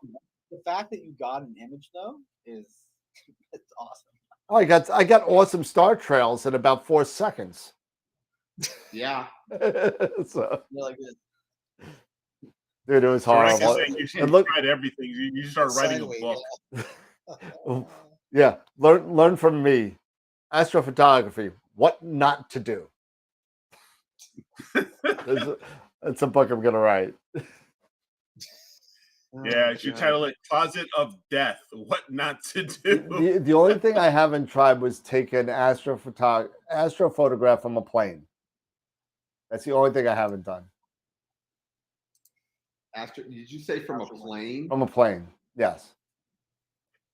I've seen people take lunar Yeah. shots or what have you. Yeah, that's what I mean. Anything. I've not tried any of that because you know why? I hate flying. I don't like it. I hate it. How long did it take you to PA? I didn't PA, Chris. I couldn't even find the North Star, damn it. It's like you're living, it's like you're floating you're in the darkest place on earth, the middle of the Atlantic Ocean. Guess what? You're at Portal 8 because you're in a major city. All the lights are on, everything's on. It's you can't see a damn thing. It's horrible. Yeah. Cruise ship is a floating city. It is. And I tried. Yeah. It didn't work. Although what I did try to do was I woke up every morning. We got a really good balcony kind of thing. And we got the balcony during sunset, on the sunset side. So on the way we were going there, we were on the sunset side. On the way back, we were on the sunrise side, right? So we sat there and every morning I woke up. I'm honestly trying to grab green flash, and I can't. I got thousands of pictures because it was the only time that I was able to see the sun over the total down to zero horizon. I was able to see everything, and I took thousands of pictures, over the course of like a week of cruising, and I didn't get anything, nothing, not a darn thing. Well, a lot of times that green flash, you can't see it with just a regular exposure. You have to use software to pull it out. Well, maybe I got it then. I didn't know it. I'll have to pull them out. I've used software, and I pulled out some of that green, but I really wasn't going for it. It was just there. And then you got lucky because slide. What was that? You pulled the green slider. Yeah. There you go. Well, I have a friend of mine who passed away over a couple years ago. He was just trying to grab green flash. He went all over the world, China, Greenland, Iceland, all these places, and trying to grab green flash. Seen multiple eclipses. The guy's just awesome. He's a master observer for the Astronomical League. He was the secretary of the Astronomical League for many, many years, and he's a really good friend of mine. He finally got it. He finally got a picture of green flash after over 30 plus years trying to track this down, and he got it. And right before he passed away, he got a picture of it from Chile. And it's a really awesome picture, and it was really, really nice that he got it. So That's amazing. yeah. Let's see. So, Tegan, when are we going to get High Point Scientific to sponsor us? Oh geez. Oh boy. Here we go. Well, we in all fairness, we already are an affiliate with High Point Scientific. Yeah. So we still need to figure that out, how that works from the website, because it's a little different type of a deal. Eventually we'll figure that out. So don't put that all on Tegan. Just out that's not fair. I haven't seen my boy in like weeks. I got to give him some help. What was that, Tegan? I'm sorry, I couldn't hear you. Charge of that. No, I know. Yeah, I'm not charged. Yeah, you ain't charged of that. He's doing the videos, man. He's kicking butt on making videos. Yeah, you really are, bro, man. You got and you've been cranking them out. You know what it is, Tegan? It's the hair. It's the hair. Yeah. I wish I had your hair. No, you know, on a serious note, you do some really. I watch whenever you come out with them. I watch it from beginning to end because you really have such a good persona on video. You really do it well, and your facial inflections and everything. Even right now, you look at him, you're like blushing and everything. It's like, you know, he's like, oh. No, I just put a lot of work into it, you know. So You do. Get jazzed up and excited, so it's just good to hear, man. I appreciate it. No, you do an awesome job. Keep it going. Keep on sipping the Woodford. Just started. Cheers. Cheers, man. So it looks like I may or may not be catching up with Jason this week. No? Yeah, so me catching COVID and Jen catching COVID, and this was really bad timing. And I think he's going back at the end of this week. We may or may not be able to hook up, which I'm very upset about. But yeah, that kind of sucks. I'm hoping that we still can, even if I gotta take the train into Manhattan and get him for dinner and just to meet him for something. But you know, that'd be kind of cool. But yeah, we'll see. But so I'm watching here, you know, some of the stuff in the chat, and some of the guys are talking about, you know, some of the, you know, locations that they're at, you know, and some of the skies they're getting, and it's like, you know, some of these guys, you know, from are in Colorado, or just, you know, around, you know, in Arizona near Flagstaff or north of Flagstaff. And yeah, that's one of the things somebody even mentioned here, dealing with, you know, living in Nevada or near Vegas, and you know, he stops imaging, you know, when summer hits, when it hits like 110 degrees. Oh it's yeah, like, well, that's a little intense. It's like, my God. Yeah. It's like, yeah.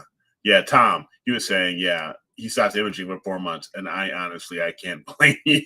I mean, I have a friend who occasionally watches the show, and if he watches it, great still. Ben, and you know Ben, Pete, Ben from he's from Nevada, and he was from New York, and he moved to Nevada, and he is afraid of things just frying from the heat. Yeah. And you know, it's just so hot. Even at nighttime, it is sweltering. I mean, it's 100 degrees at night. 120 in a day, 130 in a day. It's too much. It's too much. I golfed in that once. I made it through, I think, 11 and a half holes. I made it through.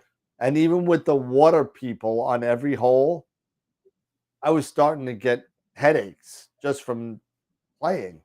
And it was just too damn hot. And that was in June. Forget about July, August.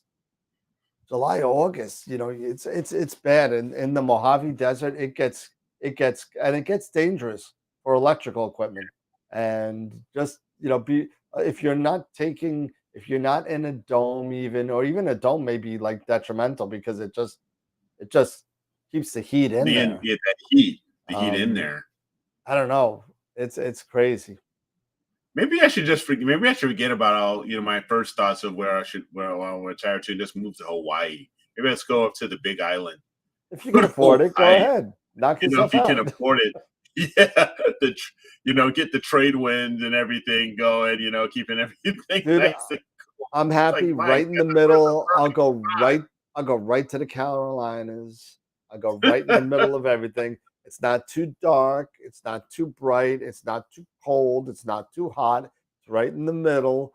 Yeah, we got hurricanes and stuff like that coming across, but you know what? We got snowstorms in New York. So, you know, I don't know. I'll say Colorado. Pretty perfect.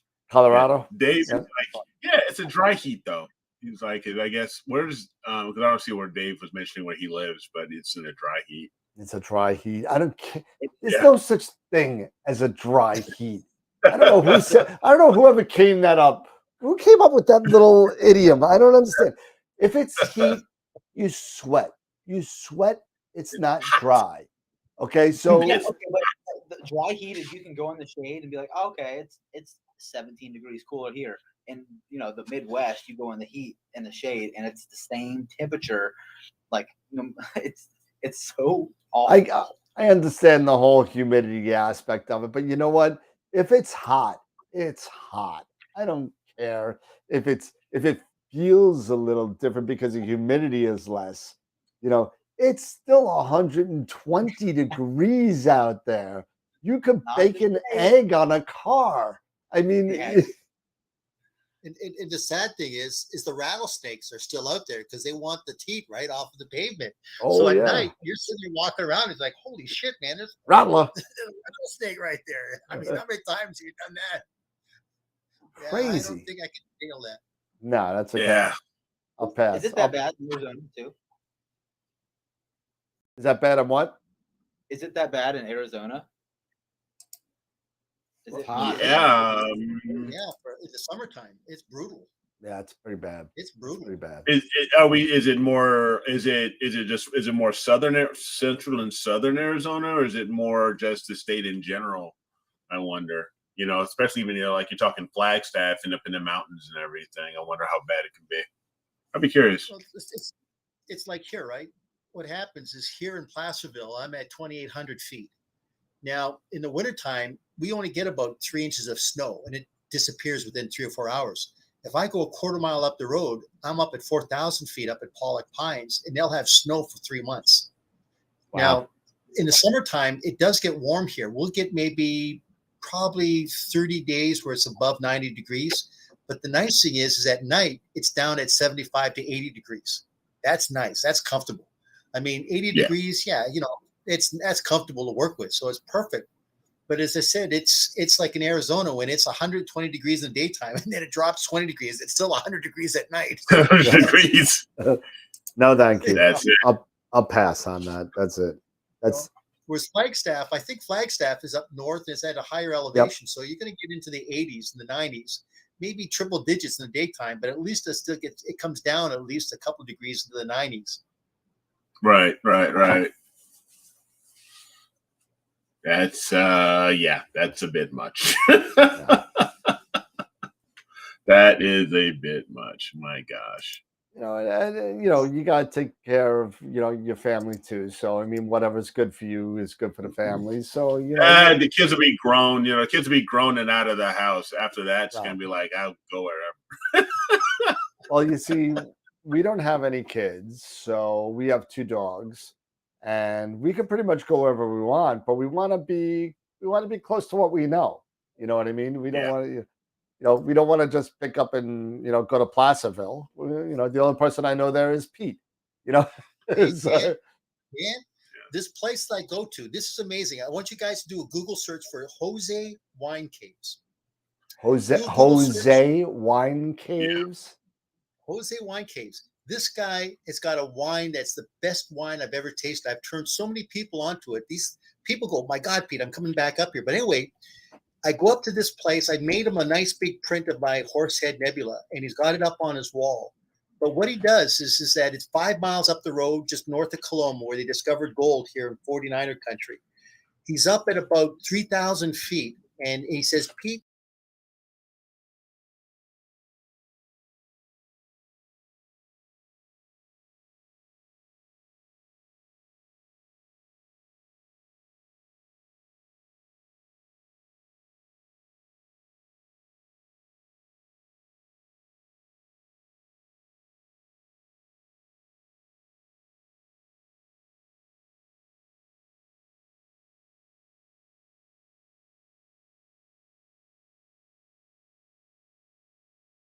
you don't have to worry about You see it on there, Jose Wine Caves on Google Earth?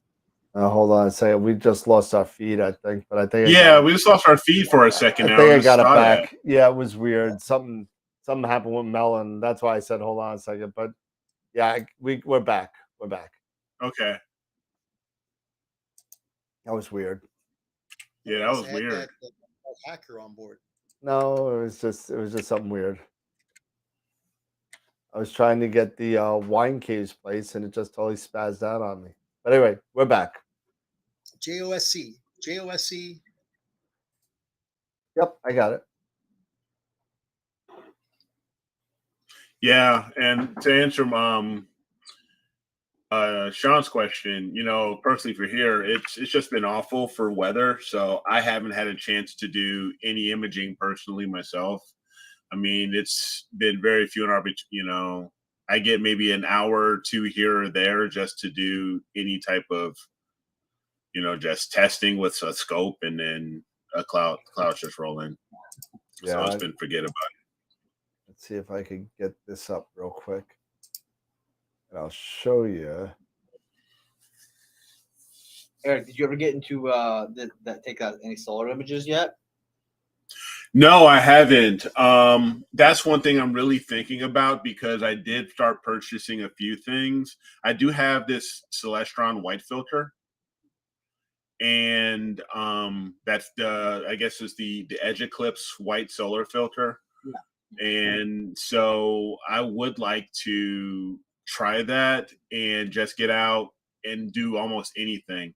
I know I've been doing some reading on the Daystar Quark, and it's about $1,300. If whichever version you get, it's about $1,300. I mean, you can get. I mean, a lot of people have been recommending the Chromosphere version. Yep. Because you can still get prominence. So there's that, and then I said, all right, should I use my Schmidt or should I use my 91-inch refractor? And from what I'm reading and researching, it's definitely I should go with my refractor versus using the Schmidt, because if I get using the Schmidt, I would have to purchase an ERF, which is an energy reduction filter, which can be just as much, so maybe like 50% of the cost of the Daystar of the Quark, just to get that. Yep. So I'm going to wait and see, what happens in the future, and maybe I'll be able to get the Quark. One thing I was reading is that I guess I'll have to have a decent I don't know how good the UV IR cut filter would have to be to for it to deal with the infrared. Because I have a couple, like ZWO IR cut filters, but I don't know if they're good enough or up to the task to do solar. I know others were, they were all using Bader IR cut filters. And they're more expensive. I mean, a 2-inch Bader was around $170, $75, where the 1 1/4 was around $125, maybe, or a little bit less than that. So I don't know yet. I did get. So was that? Say again. If you're shooting with a dedicated planetary camera, you may as well go with the 1 1/4, unless you plan on using your 294. Yeah, and I've got. I was actually thinking of using the 224, the 224 MC for it. Because I have it. I haven't used it for really anything at all since going to the more dedicated guide cameras, the lipstick, the minis. So basically this 224 just been sitting in the box. So I want to get to get use out of it and spending, not to have to spend any more money on cameras. I'm going to give that one a shot. And it's just kind of a bummer because I understand, I'm learning a bit more. You got the you have HA version. You have to do either an HA filter or you have the white filter. And, you know, I would love to have the chance to get prominence, you know, with this Celestron, but all I can really be able to manage to get would be sunspots, you know, and things off the chrominant, off of the chromosphere. So, and you're out. I'm out. It's it. You are out. Well, So, yeah, maybe No, maybe go ahead. if What's I going have on a chance, inner maybe this rhino? weekend, I'll take a look at the weather. Maybe I'll take the 8SE, my Celestron 8SE out, and put the 224 on it, and hook up fire capture, and just let it go and see what happens. See what I can get. Yeah, that's what I ended up doing, you know, a week ago, and it was fun, but by no means am I seeing good. You know, it was. I got some sunspots. There was some nice activity that I was able to capture, but I wasn't able to get much detail by any means. But Yeah. Now, the one thing I have been trying to figure out, and I've seen a few web YouTube pages or YouTube videos. I haven't really gone through them. Is learning, you know, all of the steps to do calibration frames, for solar. as well as for solar, Yeah. as well as, you know, doing the all of the post processing. You know, I'll have to, you know, do that, you know, type of stuff, because I'm sure some of it's close to like doing planetary, and I know a lot of it's It's a completely different monster, dude. You have no Yeah. idea what you're getting into. yeah, that's You know, but you know what? It's just I've got this stuff here, man, Yeah, and I I just know, want I to hear you. use it. So That's why- listen, I Just drives me have a nuts. beautiful scope sitting on a bookcase. Beautiful scope. I have an 80 Esprit with a moonlight just sitting there, doing nothing. It's just sitting there. And so I'm really thinking about taking the Red Cat, using that for a solar scope, and then taking the 183 over, putting it back on the Esprit 80, Mm-hmm. getting the 174 and putting it on the Red Cat, and then doing that. You know, so I don't know what to do. I don't know. I got too much stuff. I got too many toys, and I don't have any time or I skies know. to use them. And you know, I it's just know. And that's the same dilemma I'm having here, man. It's like, so this is the most recent picture that I got, and it's really nothing great. It's really nothing good. You know, I've been using the Red Cat with the 183 and the ASIR, my first one-shot color project really ever. And before anybody says it, yeah, that's not good. I know it's not that good. But you know, I still find mono processing easier than color. I still do. I find it easier. how it's easier. So stop. It's not about time of acquisition. It's about processing. No. I'm not. I'm just talking about processing. I don't understand how it makes it easier, because everything is black and white till the end. It's just so much easier. You don't have to worry about color till the end, and you don't have to worry about screwing up your stars because you're messing up the galaxies and extracting luminance and all this kind of. You don't have to worry about that stuff. You just you process everything, and you save the processes from one channel, and you dump them all into the next channel, and then you put it all together, and you do your color calibration, and then you mess with the color then, and that's it. Everything is done.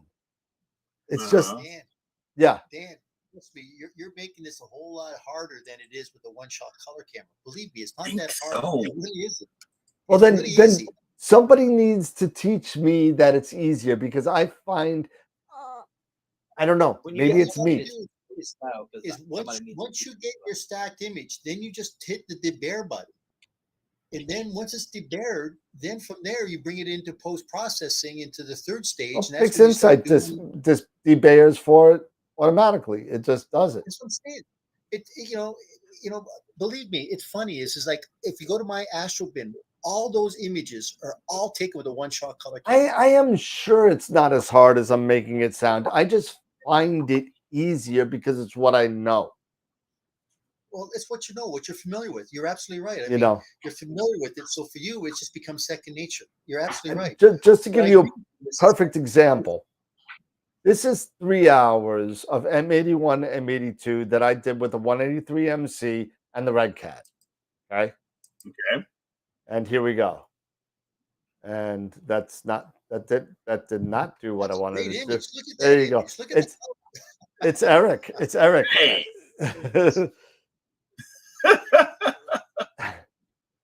So this is about 3 hours over 2 nights. Okay. All right. So you got M81. The stars are blanched out. M82 is blanched out. The core, you can start to get some, the background's all modeled. It doesn't look great. It's not a great picture to me. But if I could grab, and I'll show it to you. Let's see. I wasn't expecting to bring this one up, but I'll show it to you anyway. This is one of the pictures that I have on my background. Looks like the background may be modeled from noise reduction. It is. It is. It's total noise reduction. But here is M81 with the LRGB. Now, yeah, the stars are a little off color. I didn't do as much detail. This is but look at the detail of M81. I mean, I'm 101. I mean, it's a completely different app. And if I do that, this is my LRGB on the left, and this is my one-shot color on the right. And it's all because of processing. It's all because of what I know. So it's not, I'm sure that the picture on the right would be a lot better. I mean, if Pete took it or anybody with one-shot color, Eric, with more experience, it probably could get more definition out of it and less crappy looking photo out of it. But I was able to get this with about the same data in the same skies with LRGB, and I was able to get this. You know what I mean? So, I mean, Yeah, you're talking about a sensor, a monochrome sensor, which is by nature going to collect more higher signal noise data. Sure, absolutely. That's I agree with you there. That's definitely true. But and that's not. What's that? Not opinion. I said that's not an opinion. That's just it is what it is. No, absolutely. I'm just saying that the processing is different. The way to do it is different. I'm not used to the one-shot color. I'm used to the mono. I went to mono. Are you using, like to Dennis's point, are you using photometric color calibration? Nope. That's a good Give it a shot. Nope. I refuse to use photometric color calibration. I just refuse. I refuse. It's so easy. I refuse. It's super easy. I could do it. I know how to do it. I do it. I love to do it, but I won't do it. Why? I just won't. I just won't do it. Okay. I'm just curious. I have this thing in my head about a program telling me what the color should look like. I just have this thing in my head. It's just Dan, you have built-in bias. Exactly. I'll go with that. Why don't you if it's you do photometric color calibration and you're like, oh, okay, this looks pretty accurate, what I would consider this galaxy or nebula to look like, then go ahead and be like, okay, I'll move forward. But if you don't like it, then just do it yourself. I'll just do it myself. Okay. It's when we start looking at the different scopes, right? Basically, we've got two kinds of scopes. We've got reflectors, we've got refractors. By nature, refractors will give you better color contrast and better color rendition. However, they do sacrifice the fact that you don't have the reach in terms of focal length that, say, a reflector will. So if you're going to be shooting definitely galaxies, well, yeah, you're going to definitely be using reflectors. You're going to be using RCs. You're going to be using CDKs. But if you're going to be using, like, if you're going to be shooting, say, nebula complexes, something like NGC 7000, the Pelican, like what you've got, refractors would really be coming into that phase. And as you're right, Dan, it's the technology now in the software. It's making it so easy now that people can get one-shot color cameras, and just the convenience to be able to go out and just do a portable setup where they can set up at twilight and then be finished at dawn the next day. And they've got a pretty good image if they're pretty good at post-processing. But that's the secret. And I think that we're all in agreement is that when we do astrophotography, it's a three-step process. The whole data. But somebody's house was on fire. Yep. We get good data. And if you've got great data, you can do anything with great data. We do our registration, our calibration, we got that. But then where people seem to fail is that it's the post-processing techniques. That is the time-consuming issue, is that they have to understand, do I do APEP? Do I do PixInsight? It takes time to understand those processes. And I think that's where people kind of get really lost in this hobby is that they say, how come I can't do great photographs like I can do if I do terrestrial photography? Well, with terrestrial photography, you just go ahead, take the photograph, bring it into Photoshop, and then you can sharpen, you can go ahead and do saturation and do curves. But what we do is we have a completely different hobby, but it takes the time is in the post-process. Yeah, agreed. And one thing I like to tell people, who are always complaining about their, data quality, especially when you're beginning, you need to know what good data looks like. And it's hard for somebody to know what a good data set looks like. Noise free. You need a lot of data. Usually, if you're not in dark skies, you need to take good calibration frames, and you need to know the basics of post processing. Pete, like you said, and that's a huge part in it, the post processing. And if their data isn't up to par, up to their own standards, then it's likely one of those issues or one of those areas need improvement. Improved upon, and it's typically post-processing or total integration. What the hell Scott doing? I gotta mute Scott. Hold on, Scott's muted. I don't know. There's so many things he's banging around. I see red spikes on his audio. I just muted him for a second. When he comes back, I'll bring him back on. But and it's so funny is that like with Eric and what we all have is we love this hobby because it is challenging. But as you were saying that each one of these telescopes types all have their advantages and disadvantages. There really is no one scope that will do everything for you. Nope. Believe me, if there was, my God, that individual would have been a millionaire by now. So it's just a matter of thinking that there really isn't one telescope. Case in point, we've got an astrograph behind me. We've got a refractor over here. We've got an RC over here in the corner. And you're right. I mean, if you really want the best of all worlds, you got to get at least a couple of different scopes. Case in point, like what Eric was talking about, he wants to do solar photography. Now either has to look at a quark or do you consider maybe getting a Lund? Get a Lund. And that's about $7,000. For a decent one. Yeah. For a decent one. Yeah. Don't do what I did and buy the 50 tilt tune, try and get a picture out of that. It was just a travesty. It was pretty bad. I had to use like a 5x Barlow to get something decent. Oh, God. Yeah, it was pretty bad. You need to get, a 70 millimeter plus double stack to get really cool stuff. Yeah. If not a 90 or like you're looking at. I mean, I'm looking at getting the cork myself and throwing it on one of these two, and it'll fit nicely, and you get some really great results out of them. But they're also $2,000. So exactly.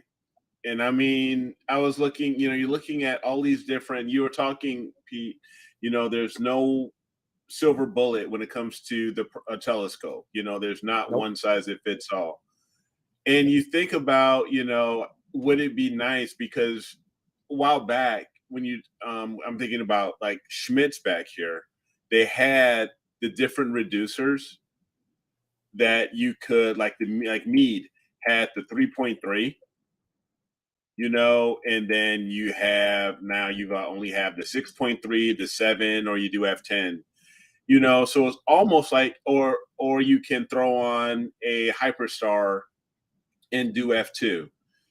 So you can get kind of close with particular types of scopes, but to your point, there is no one size fits all. There's not one that is going to solve every question, solve every problem or resolve every image that you want to particularly go after. There are some that can do quite a few things, but there's not that one. Today, I just found out some interesting information. Is that Planeweight now is coming out with their Series 5 focuser and Series 5 camera rotators. Now, they're coming out with their Delta Row, which is 1,050 millimeter focal length at an f3. But the interesting thing is you can't use, if you go with the Series 5 focuser and the rotator, you can't use OAG because there's not enough back focus. Yeah. There's only 5.6 inches of back focus. So I'm going, oh yeah, man. So now I got 1,000 millimeter.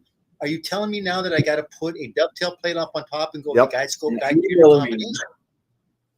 And these are the things that you just don't think about when these manufacturers come out. Case in point, like William Optics. You think that Eric, once again, coming back to that episode that you went through, they should tell you this stuff up front before they actually present it, but they don't. And it's not until you actually sell the first one that all of a sudden you start putting the back focus calculations together and you go, oh man, what the hell's going on here? And then you have, sometimes you really got to wonder about, some of when the manufacturers and engineers and these optical engineers who are creating these scopes and designing these scopes, who are they talking to? Who are their focus groups? See, you know what? The whole focus group is people in a room like this that don't do anything with astrophotography, that make these decisions, and they throw them on a table and say, all right, let's do it. And they throw it out there. That's my point. It happens. It happens all the time. Now, I'm not going to talk about the people like, the people at William Optics and Explore Scientific and all those people that actually put thought into it. But there are companies out there that don't put any thought into it and come out with really substandard things that really you don't find out the problem until way after you buy it, and then you spend $400 or $500 in precise parts to find out it doesn't work. Yeah. But you know what their answer is to that, Dan? And this is crazy. They go, well, wait a minute. We build telescopes. You choose then now to put something else on it. Why is that our problem? And I go, well, it's not your problem because you're the OEM. Yep. I'm the distributor. I'm selling that for you to the end user. Yep. I have to put this whole thing together. It's up to me now to come up with this resolve. Exactly. So that's where we get caught in the middle. Yep. I'm with you there, Pete. You and I both know that, it's hard sometimes when people want all these different attachments for different manufacturers, and they want a 63 to a 54 to a 48 and 42 even. It gets hard, man, and it gets expensive because you need custom things made, and at 150 plus a pop, it gets expensive when you have a closet of death of adapters. You have $1,000 or more worth of adapters that you're not using. Well, Dan, you know what you might want to do here is you might want to pull out 4 of those. Tell us what the dimensions are, what they're for. No, I'm not going to tell you what it is. I'm going to throw it in a T-shirt and send it somewhere. What am I going to use it for? But you know what? The first time I do that is the time I'm going to need it. I don't throw away any of my adapters. Hence my closet of death, Tegan. Hence that's. I have an adapter drawer. I have the cables and wires drawer. Oh, I got the wires and stuff on a shelf on top that nobody sees, and But we do have a giveaway we got to do tonight. You know, people This have been is asking. just a small sample of the adapters I have. Oh, that's A small sample. you're a baby. You're a This baby. is, like I said, this is just a small sample size. I've got a whole, workshop over here. 15-gallon with drawers full of all Tupperware. kinds of stuff. Dear Lord. It's horrible. It's horrible. I find myself running with adapters and all. Scott's back. No, he's not. He's back and now he's gone. I'm looking at the So he's gone screen. again. It's an empty couch. Anyway, we do have a giveaway tonight. And we should get to it because we're losing membership like flies because we're over 2 hours and 15 minutes already. So let's get to that. Let me bring it up because I actually did a preemptive strike and we actually did it.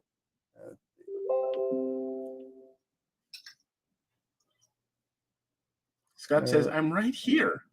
He's not there. He's not on the screen. You sure? I'm sure. Ready? Watch. Ready? Here you go. There's Scott's there's Scott's couch. There you go. There's nobody there. There's no one there. There's no one there. Maybe Scott, reconnect and connect again because you're not there. Maybe that's it. I'm really watching nothing there. So we'll move back to until Scott comes. I see his feather touch hat. Oh, there he is. He's back. He's got the side camera on now. And there we go. Yeah, I'm bouncing them around because this is all nothing but metal with absolutely no, There we go. all my aluminum little adapters. All right.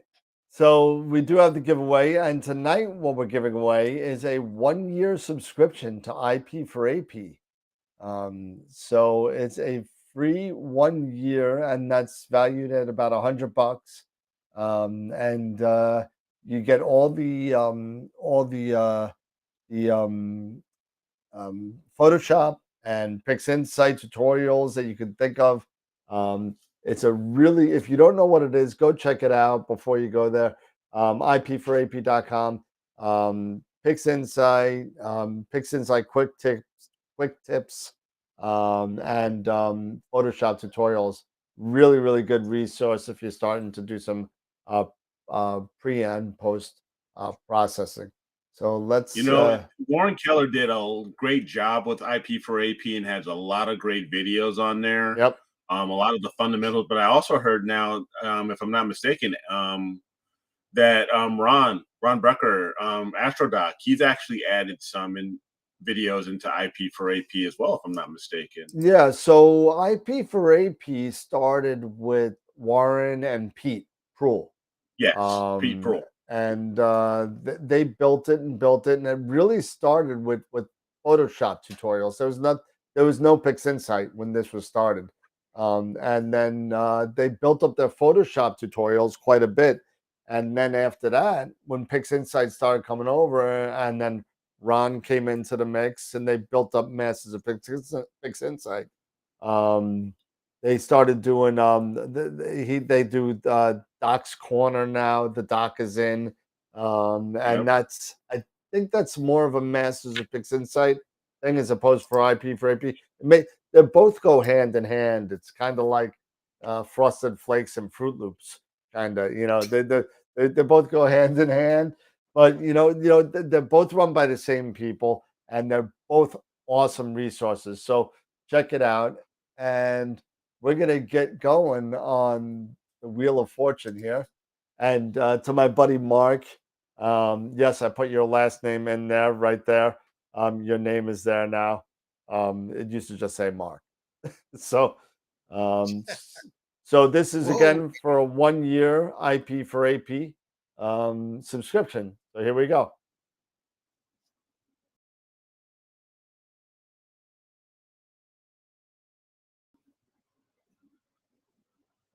Oh, Bob Ooh, D'Amato. I didn't want to say the end. Yeah, I was ready to say Hello, Newman.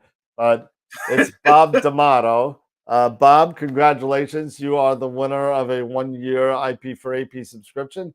You'll be getting an email from me and from Pete Proul confirming all the details that you need to kind of sign up for it and all that. So congratulations to Bob. Nice job. Congrats. And if you want to be involved with any of the giveaways, go to the website, go to www.astroworldweb.com, go to the website, sign up for the giveaways that you want to sign up for. It's not one gets all. You got to sign up for each one. So right now, the giveaways that we have going on all the way through till the end of the year, we got IP for AP and Masters of Pix Insight, tons of classes from them. We have $50 gift certificates from Woodland Hills and Camera Concepts, all given out throughout the year. And we have the Eagle giveaway, which is coming in July. It's an Eagle 4 Pro, custom made for AstroWorld in this giveaway. You got to get involved with that. And we have a 1-year subscription to the Photoshop suite with Lightroom and Photoshop, donated to us by Jerry Valdez. So go to all 5 of them, sign up for them, get involved. I update this every time before we give something away, and you'll be involved. So go take a look at it. Who's the moderator of this YouTube site? I keep getting blocked. I Who's can't that? make any comments. Oh, Me. you personally? I'm the moderator. I know. I can't. No, it says you blocked me. I can't make any comments. On YouTube? Yes. On YouTube. Yes. I don't know why. It says you have been placed in timeout. I've been put in timeout Not by me. by the owner of this video or a moderator. Oh, Dude, boy. something weird Okay. is going on I know. with YouTube today. I know, right? I think Something is really, really, really weird. So you know what? I think Scott, when he left the couch, he kind of did something. He's got like that shifty. Is Tegan gone too, or is he just like Yeah, I know, right? Tegan's I frozen? have been There is banned. some.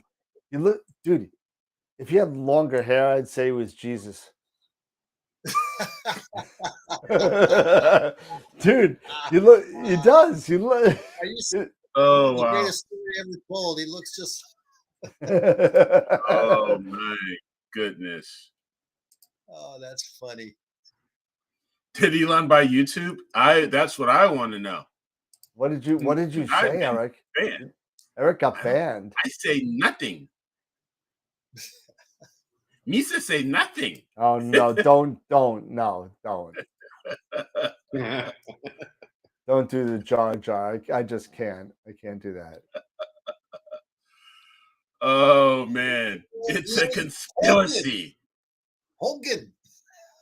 It's Wait, a Hodor? conspiracy, boss. Hogan. Oh, I thought you said. Hogan. Oh, now we got everything changes during the course Now of I'm the show. Tegan. Hey, you know, it is what it is. There you go. Tegan in model pose, hacked. Everyone's saying hacked. Hey, why is everybody saying congrats to Bob? Why I missed that. Okay, we were talking about movies earlier. The worst movie I've ever seen. I don't know if you guys ever saw that, but remember Mars Attacks? It was taken from this movie called Invasion of the Saucermen. Oh, 1950. yes. You remember that? With I those- do. And I mean, it was your typical teenage group getting out there into the areas where they're kind of making out, and those little Martians would run around. But All right, since we're going there, worst movie I ever saw: Attack of the Killer Tomatoes. The complete worst movie I've ever seen ever. It was so bad, but it's or as a close runner-up, Killer Clowns from Outer Space. Outer space. Those are definitely the 1 and 2, probably worst. that I've ever seen. Well, they're not exactly A-list, Daniel. Nobody said Howard that. the Duck. Okay, so bad. okay. So A-list movies of the worst movie that I ever saw. I'm gonna get a lot of people mad by saying this. Dune. No, just kidding. The Force Awakens. Yeah. Yeah, I think you're right. The Force I mean, that kind Awakens. of money, I don't care how much money it made. I swear I was watching Star Wars all over again. The original, New Hope. I thought I was watching it all over with new special That was- effects. Kind of, in a way, the point. No, but it shouldn't have been. This is J.J. Abrams trying to make a quick buck. Well, yeah. Drove you me know. nuts. I was Rip-off. actually going to say that. I was actually going to go with The Last Jedi. I didn't really care for and I'm a huge Star Wars fan. I didn't really care for The Last Jedi. The part Right. that got me was when she handed she went to that island and handed Luke Skywalker the lightsaber, and he fucking threw it over his Yes! shoulder. And he freaking... At that moment, I was like, "This movie's bullshit." Really? Because it's one of those things that should be in theaters, only in theaters for a laugh, like that. Like, that shouldn't even been in the script. Honestly, I was like, that ruins it. Like that. What wasn't that also the movie with Broom Boy, the little Broom Boy that like he like moved the broom? That was Jet Li or whatever, the Fast and the Furious guy, right? That did it. Who made the decision? Freaking Kathleen Kennedy. Jesus, that woman. What the hell was she thinking? Why would you take somebody who directed Fast and the Furious to direct one of the most iconic American movies of all time? The trilogy that was supposed to make the prequels better. It made it worse. I'm not going to dispute that. Kathleen Kennedy destroyed this. She practically single-handedly destroyed the Star Wars franchise, at least the movies. She basically destroyed it. It started with Jar Jar Binks and just got progressively worse until The Mandalorian. I'm not gonna lie. I didn't hate 7, 8, 9. I didn't hate them. 7 was worse than 8, which was worse than 9.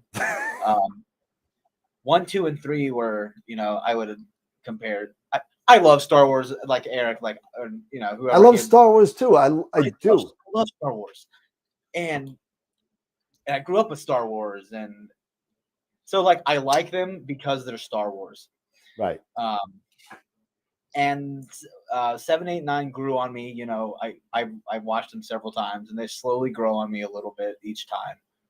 But that first time seeing the Return of Skywalker just killed me. The Rise, yeah. The Rise of Skywalker. The Rise of Skywalker. Honestly, the Rise of Skywalker totally ticked me off. That was such a cop out. Such a cop out. The entire the climactic battle scene. Horrible. Oh, we have to go. No, the whole thing where you have to take the Millennium Falcon and go to the core. You got to go to the inner core of the galaxy to try to get reinforcements. And let's be realistic. If you're going to go from the edge, from the outer rim of the galaxy to the core of the galaxy, that's not going to take you a couple seconds. A couple seconds. It's not going to take you a movie scene to rally the troops and bring them all back. Are you kidding me? Eric, Are you serious? But lightsabers aren't there, so take it with a grain of salt. That's about as fast as me driving through McDonald's to get a 10-piece. Eric, it depends on which McDonald's you go to. on that same principle, do you remember the movie Signs? Of course. Do you remember? Oh the movie Oh, it's yeah. awful. Do you course. remember? Do you remember at the end where? he No, I throws don't the want to water- remember the end of that movie anymore. No, It's all but hype what until I'm nothing. But that's what I'm saying. Do you remember when he throws the water on the creature, right? Yeah. The creature dies. I'm thinking, wait a minute. You're invading Earth. You're going to invade a water planet, and yet that's your one weakness? I mean, come on. You got that many smarts to come down from where You the hell live- they're coming from? You're And you coming come to a a planet that's full of water that's a planet that's Water? 80% water, and you die Water. from it. Look at that, right? Or the time when the lander on Mars was going to be blown over by the windstorm, but the wind there is so thin it wouldn't have affected anything whatsoever. It wouldn't even do anything. We got tilted at 13.8 degrees. Well, it's not happening, Captain. We're good. Good movie, amazing movie. But I thought it was funny. Oh my God. Let me tell you, some bad decisions. I think, you know what I think I'm going to do? I'm going to go in that room in actually about 30 seconds because I'm going to close this thing out because it's getting late. I'm going to go in there and I'm going to go buy Howard the Duck and I'm going to watch it. Worst Now, freaking that is a good movie ever. Cult classic, but worst freaking movie ever. Ugh. My Howard God. the Duck. The whole thing about here's Howard, here's Leah Thompson, and you know what? It's already 10:30 my time, so it's 11:30. So the kids are in bed. How in the world are you gonna have a scene where Howard the Duck he opens up his wallet and he pulls out? I'm like, oh God, no! He did not just take that out. He just did not take that out. Oh God, I can't. I Oh, can't. and guys who have seen Howard the Duck, you know what I'm talking about. So I'm trying Yeah, to keep this as yeah. PG Try to as keep well. that PG, man. It's like that Mark Wahlberg. Oh movie. my God! Remember Ted? Remember Ted in Part 2? Oh, Don't talk about Oh. Ted. Do not talk about Ted. Any movie that can bring back Sam J. Jones, A+ in my book. Sorry, Flash Really? Gordon. Come on, you know, Flash Gordon, quarterback, New York Jets. Come on. Off the rails, boys. We've been off the rails, Oh, dude. God. Once we hit 2 hours, it's like kind of free for all. Yeah. You know what? It started earlier. You know, at the beginning of the show, we got the things back on track for a little while, and then And then it hit the wall. all of a sudden, you know, it's like those Looney Tune cartoons, you know, with the Road Runner and Coyote. They're running down and hit the railroad track, and all of a sudden, one of them switches the track, and then it goes that way. I was actually thinking about Wile E. Coyote just running over the edge and kind of feeling that there's no Have a ground. big sign. There's no ground yeah. underneath him. Ground has a big sign that says "Good night, folks." It just goes. Oh yeah. Yeah, I think we're done. I think we're done, guys. Yeah. Well, congratulations to Bob. I'll send Bob the email regarding the instructions for IP for AP. So congratulations to him. Be around Friday night for our Dr. Gaston from Innovations Foresight. He's going to be coming and hanging out with us, talking to us about on-axis guiding. So that's going to be a lot of fun. I'm looking forward. Dr. Gaston, he is I spoke to him for about 40 minutes the other day. Really nice guy, and he's got a lot of good stuff going on. So it's going to be a lot of fun talking to him. So come and check us out Friday night at 8:00, and we'll get that started. But I guess final thoughts, and we're done. Okay. Again, thank you to everybody who has been so generous, you know, to us, especially, you know, tonight. Yeah. You know, we really appreciate it. And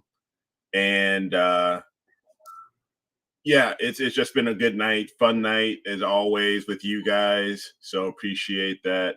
Looking forward to this Friday, and yeah, actually, personally, I'm looking forward to tomorrow night. You know, I'm the football guy. We got the draft tomorrow, baby. oh, no. Hey, Oh God! Wait. you're a hockey guy. I don't. You're I can't wait. you know, I can't wait. I can't wait. My season's can't over. wait. My Yeah, season's your over. season's All done. over. I go into my you know. sports hibernation until October. There it is. So now mine, starts getting cranking up. So, Yeah. but no. But besides that, just a great show and just clear skies, everybody. Thanks again for supporting us. Really appreciate it. Pete? Well, Austin Matthews gets his 60th goal of the season. Oh, shut up! Islanders lose to Washington, but Chara, he kind of Islanders did lose to Washington, right? They did 4-1. But that was a great game, though. But anyway, no, absolutely, guys. Friday night, Dr. Islanders Gaston is beat gonna Washington 4-1. You got it backwards, bud. Oh, the Islanders won. That's right. Islanders won. Yes, we won. Oh, okay. I was just trying to rub that in there. Yeah. Freaking Anyway, fake tune in on hockey Friday. We have fans, a I'm good telling show you. with Dr. Gaston. He's going to be a wealth of information, and he's a good guy, super guy to talk to. But definitely look forward to having everybody on board, and we'll see everybody on Friday. And Mr. Well, Scott. Go watch Star Wars. Jeez, oh my God. Oh, Binge man. them all, baby. Binge them all. I would say Tegan, but it looks like he disappeared. I would, you know what? Honestly, I'd rather go watch Star Trek. Quest for Peace again. Star Trek. That Quest was a for colossal Peace. piece of crap. Yeah, What, with Star the Trek whales. 5? That's not Quest Yeah, with for the Peace. whales. Whatever. Oh, like that's the The whales. voyage home, man. Come on. That's 4. That is 4. And what the hell is 5? Who Star Trek- cares? That's Hell, God. That's the search for God. That was the William Shatner disaster. Was that There the one you search for go. Spock? 5 was the search for God and Spock's half brother that we never heard about until 1986 or whatever the hell it was. Well, I do remember this line from Time Bandits. Remember when they were trying to go through and all of a sudden they slam into that? Oh, so that's what an invisible barrier looks like. Yeah. That's the best. And you know what? And just to tie it into Star Wars, Kenny Baker, who played R2D2, was in that movie. He was. All of them. No, Kenny it was played in him. Time Bandits. He was in Yeah. Well, Time he was in Bandits. quite a few movies as a Oh, lead yeah. person. He did Yeah. a great Yep. job. Yep. But Kenny Baker was in Time Bandits. Yeah. No. That is He a can, funny movie. Man. That oh. is hilarious. Sean Connery was the best. Yeah, the only one that I think I like better in that for Sean Connery, other than of course Bond, was him in oh geez, now I just went Highlander. Went right out of my head. Oh. Highlander. Oh yes. That was a great role for him. You're immortal, Yeah. McLeod. I love Connery in that role. That was the best. He got on that horse and he's got the snuff going, Get the stuff going. Freaking Yep. awesome. Ramirez. Ramirez was great until he lost his head. Yeah. Yeah. Poor guy. Hey, here's a bit of trivia. Oh, no. Where did the name Kurgan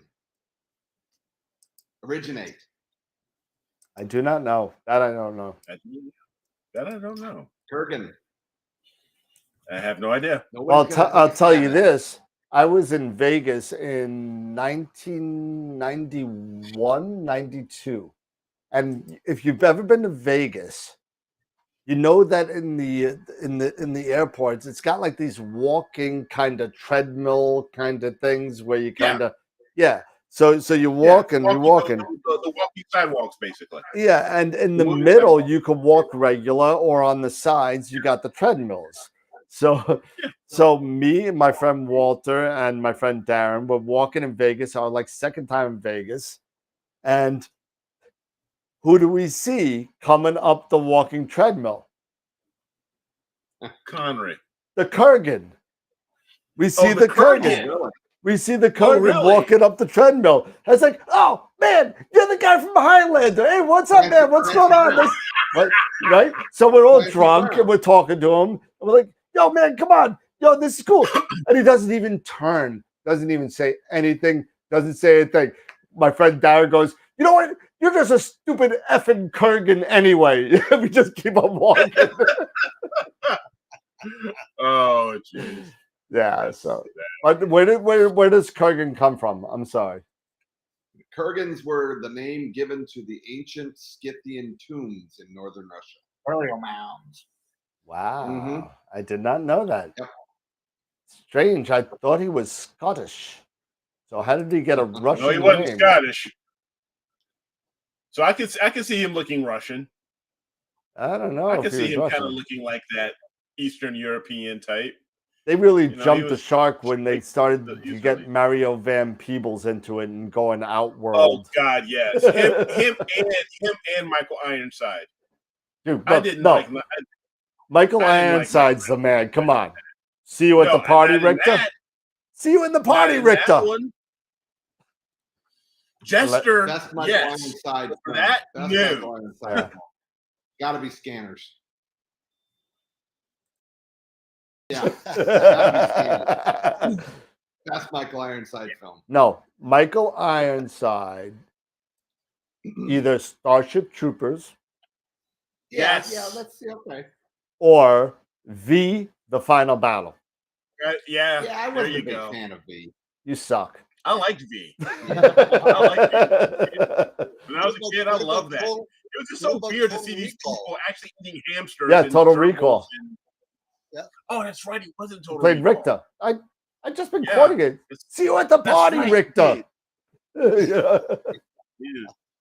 Get ready for a surprise. Quattro. You got a big ass quattro. Yeah, exactly. All right. Yeah. It's 11:42. Tegan, final That's words. enough, guys. No, Tegan, no, final words? no, not tonight. Bring it home, Tegan. We got him on the spot, guys. He said, no, I can't do it. I was looking I at. think we I was tried looking to at get data. trained. I was looking at data I collected last night. So That's fine. That's good. collect more data. Exactly. There There you go. If your photos suck, collect Collect more more data. data. Famous last words. Get more data. All right, everybody. Nice. We're not talking about Brent Spiner either. No, that's data, not data. No, sorry. And And thanks to all the people that sponsored Send Money to us today. yeah, It man. was nice. Like I we promise- came I close to promise like I won't take We're gonna fix the I don't website. believe you. yeah, we're definitely gonna fix the image of the week issue that we've been having. Hopefully by the next one. And if we have to extend the voting to make it right, we'll extend the voting for this week just to make it right, because I know we've had some glitches in the website. So that will all be fixed hopefully within the next couple days. That being said, everybody, have a good night. Thank you for all the donations that you got. You guys are just awesome. From everybody out there. There's like 6 or 7 of you. So thank you so much. And if you want to go to the Patreon account, you want to donate, go right ahead.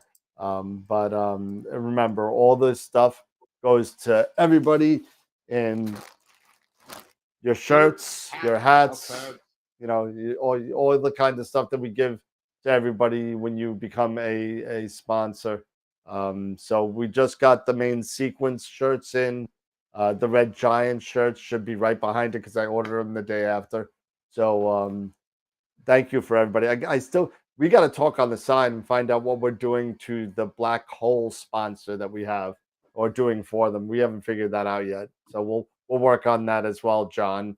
We'll get you a nice little, maybe we'll get you a little gold shirt, something. I don't know. We'll figure something out. But thank you everybody for watching. Oh no, there goes Scott.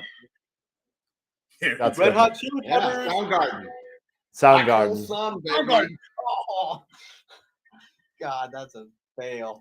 Dude, play some Metallica or something. Come on. Oh my love goodness. Soundgarden. All right. Everybody. James. Oh, God, I can't take it. Scott, you drive me nuts. All right, everybody. Yeah. Have a Love you good guys. night. Much Take love. care. Much love. Much love. As always, everybody, keep imaging, keep educating, clear skies, and we'll see you Friday night with Dr. Gaston and Don Axis guiding. So see you then. Have a good night, everybody. Bye-bye. Night, everybody. Not good.